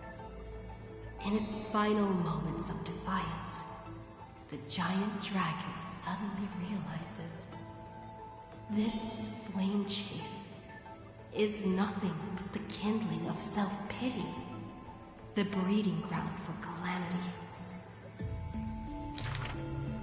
Yet, Earth's end is not dimmed by the shadow of the dark blade. In that special occurrence, the blazing sun extinguishes itself to set the destruction aflame. At that time, as the giant dragon sinks into the earth, still chewing on the pain of betrayal, it hears the footsteps of Evernight. I need a helper to watch over time until the very end. Evernight waves her sleeve, bathing the giant dragon in a Memoria tide.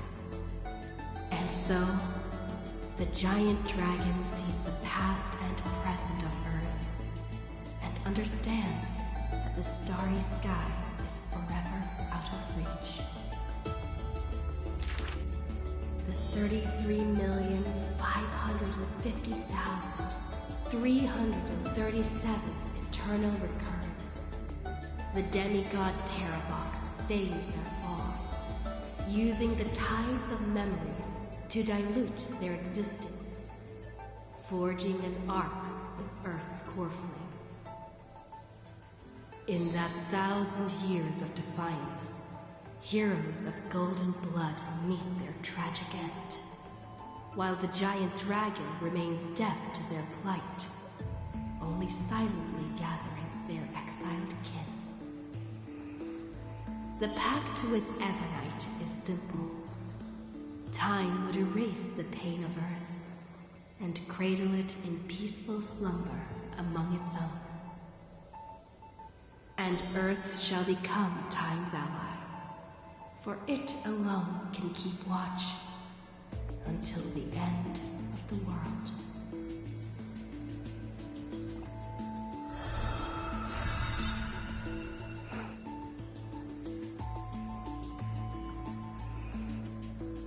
That's a pretty card. That's a very pretty card. The flame-chasing heroes once scorned the giant dragon, for they refused to crush any foe beneath their feet. Oh, foolish Earth Beast. A heretic who refuses to serve the flame chase. After staying for several days, the giant dragon bids farewell to the Imperator. Glory belongs only to the children of humanity. You are a benevolent beast. I had no intention of keeping you captive. A decree to protect innocent lives is about to be issued. All I ask is that you lend a hand to the flame chase in the future. Losses are a constant on the flame chase journey, yet the giant dragon remembers their creator's command.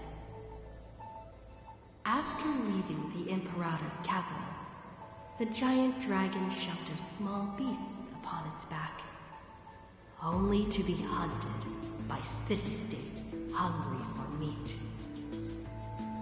Arrows pour down like rain, unable to pierce the giant dragon's skin, yet cause the creatures on their back to wail and fall. Until a mighty force of reinforcements brings this tragedy to an end. They raised a shield wall for the giant dragon, then marched forth and crushed that city-state. The mountain dwellers are not a warlike people. Who are you? The leading knight answered loudly. I am Mountain Breaker, Geocles. All the world knows that protecting all of Earth's creations is the creed of the Dromus Legion. The world also knows the Dromus Legion is ever victorious. The giant dragon under the Mountain Breaker is silent, yet unstoppable. Endurance does not help with survival. Mountain Breaker always speaks of his friend this way, while the giant dragon only responds with a low growl. Soon after, when word came that the flame-chasing army targeted Earth, the Dromus riders set forth in full force, all to protect their creator. On the eve of the march, the giant dragon receives a secret message. Your one and only flame chase must be to slay your creator, and then fight to survive. Records state, in the Battle of the Abyss, the Dromus riders were broken after Terravox's betrayal. The Mountain Breaker shed his armor and fell from the cliffs to his end. Earth carved the memories of the betrayal into its strata, until Evernight would leaf through them. Oh, Earth. Time is willing to wash away that pain of betrayal. As a memo sprite, the mighty Mountain Breaker reunites with the giant dragon. His voice trembles in a whisper. That couldn't have been your choice. The giant dragon only responds with a low growl.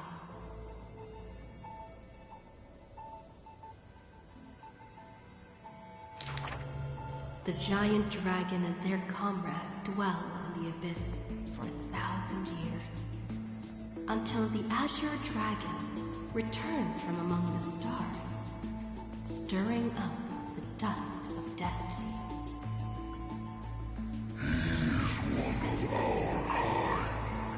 The giant dragon lifts their eyelids, gazing at the azure-colored long Zion, knowing that dragon's body bears the sworn duty of protection.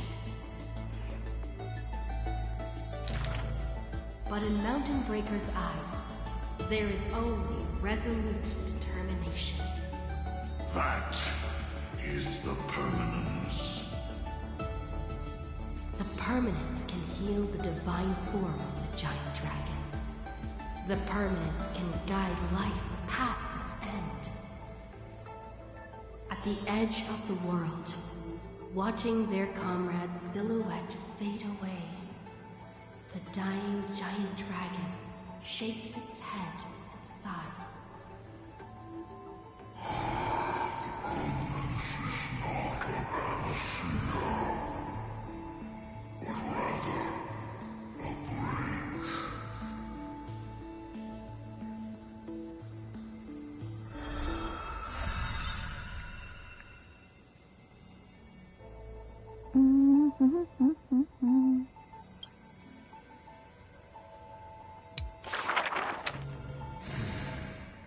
Years later, gazing up at the vast starry night sky, I often ponder, what does the permanence truly mean?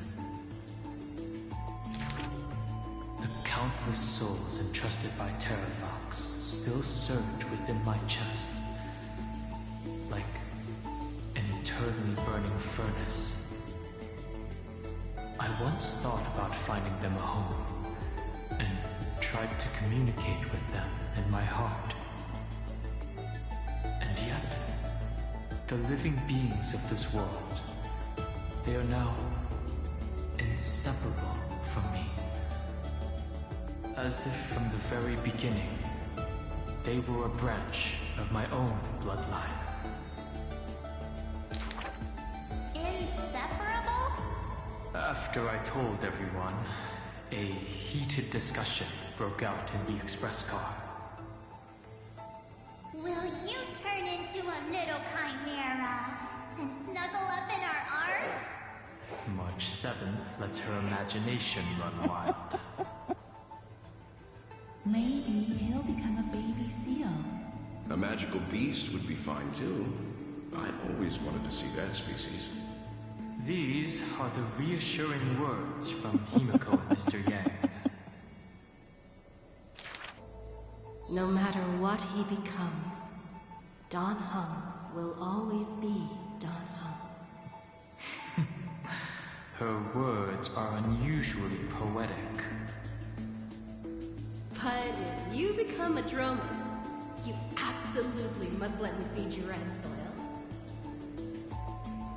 Don't you even think about it. Sometimes I have dreams like this. Countless beings flee alongside me. Behind us, black floods blot out the sky as if to devour all signs of life. In our darkest hour, the living beings form a bridge of dragons, and I lead them limping towards the starry sky. At the end of the vast procession, a lone giant dragon comes to a halt, watching us depart into the distance. The children of Earth will always find their own path.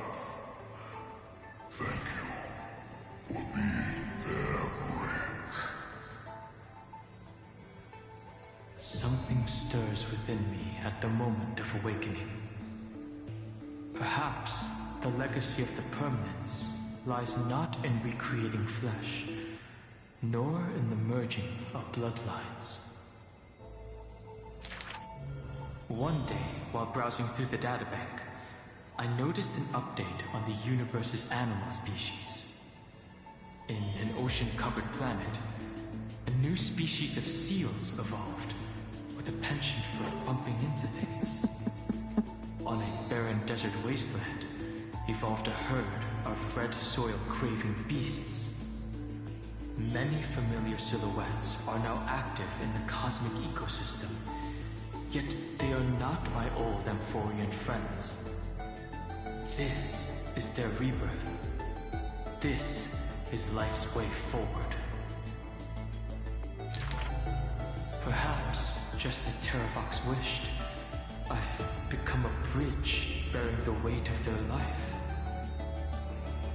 They once shattered the battle formation of the mountain dwellers, tore open Giorios' chest, swallowed the core flame, only to resolutely pass it on. Creation will always betray its creator, just as witnessed at the dawn of civilization.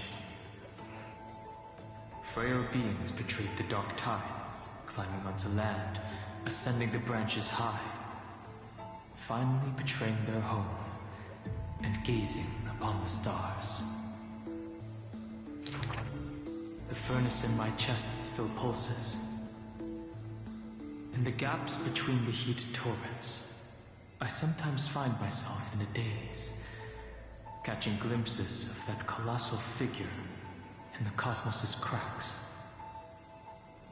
It was a giant dragon, named the Permanence.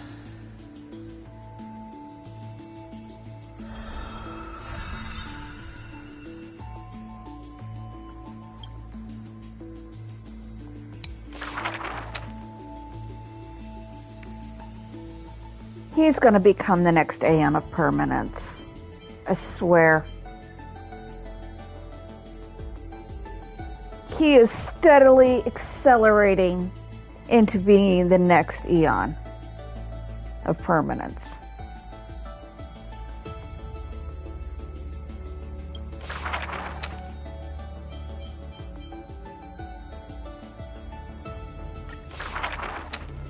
Having beheld the monarch's gifts, she completed her demigod's destiny.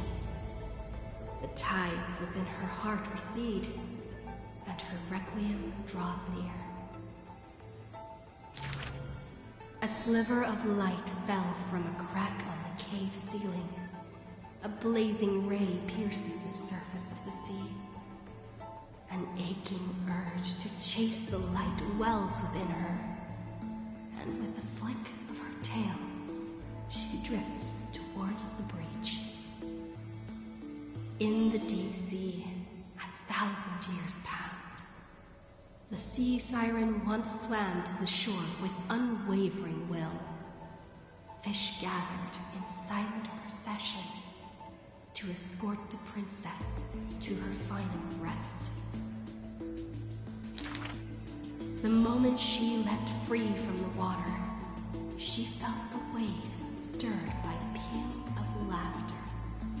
Mirages of her friends shimmered and faded, and songs of joy rang out from the shore, just as she had wished. Ducks Vergoras sliced the Droma's flank with a time-worn edge. Ducks Brumalis cast an icy chalice, steaming with the breath of frost. Ducks Halkalithist brimmed her vessel with honey brew, while Ducks Carmen unfurled a scroll of new verse. At last, you have arrived, our belated musician. The Gold Weaver's silver needles hover in the air, weaving beautiful outfits for her. Electra accepts the gift that does not exist, as salty water wets her new attire. She knows this is not reality, just like the world she loves, mere foam in the sea of stars. Even so, she drank down the aurora lights in the cup, as intoxication flew from her fingers into music and song. In the drunkenness granted by her mother, in the dream granted by that drunkenness, in the feast granted by that dream, I, too, shall have my fill of feasts. Now sober, she begins one last song. The musician plucks her strings in the spring, and the waltzing hem stirs the water into waves, revealing memories in throngs. She sings of the once awakened Titan, how the princess accompanied the queen to swim in azure waves. She sings of the confident and dashing monarch, of loyal knights who marched with the Imperator to seize the solemn states. She sang of the one destined by heaven's will, of demigods who bore 1,000 years of watch for the hero. She sang of that little gray fry, and how the Gladius defended the Deliverer from Apocalypse's storms. She sang of herself, a cup made of fish bones, ever waiting for someone to banish the nihility within, pouring the honey brew of fate for her to the brim. She sang until her voice turned hoarse, and the spirit water she held was no more. The honey brew ran out, the final notes dispersed, and the feast of fantasy shattered in turn. Before the deadly quiet seashore, she gave one final smile, then faded into sea foam. To the fish from beyond the sky, we shall sink into the past. For she had glimpsed the sky beyond the cave, and chose to believe in the promised future, embracing a hope as fragile as mist. You must carry the new sun and swim toward the distant horizon.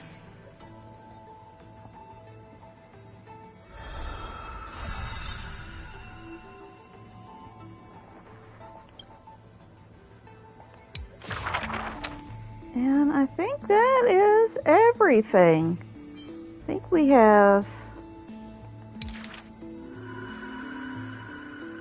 Oh. Book is dedicated to And it's blank. I didn't know that was there. Interesting. But I think we have it.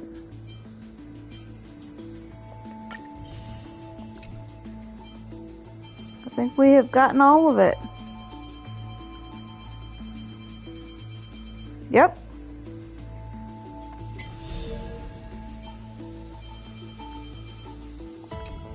We are done.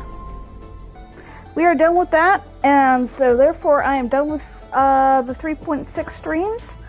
I have so many side quests and treasures to get, and then I will stream 3.7 when it comes out just to finish the Emphoria's storyline and have that all done. So, a couple weeks for that. 2 more weeks to find out. And thank you for watching, and this has been a race ever since it dropped, because I didn't play any of it until 3.6 dropped. So 6 patches worth in 4 weeks. That's a lot. Alrighty. Good night.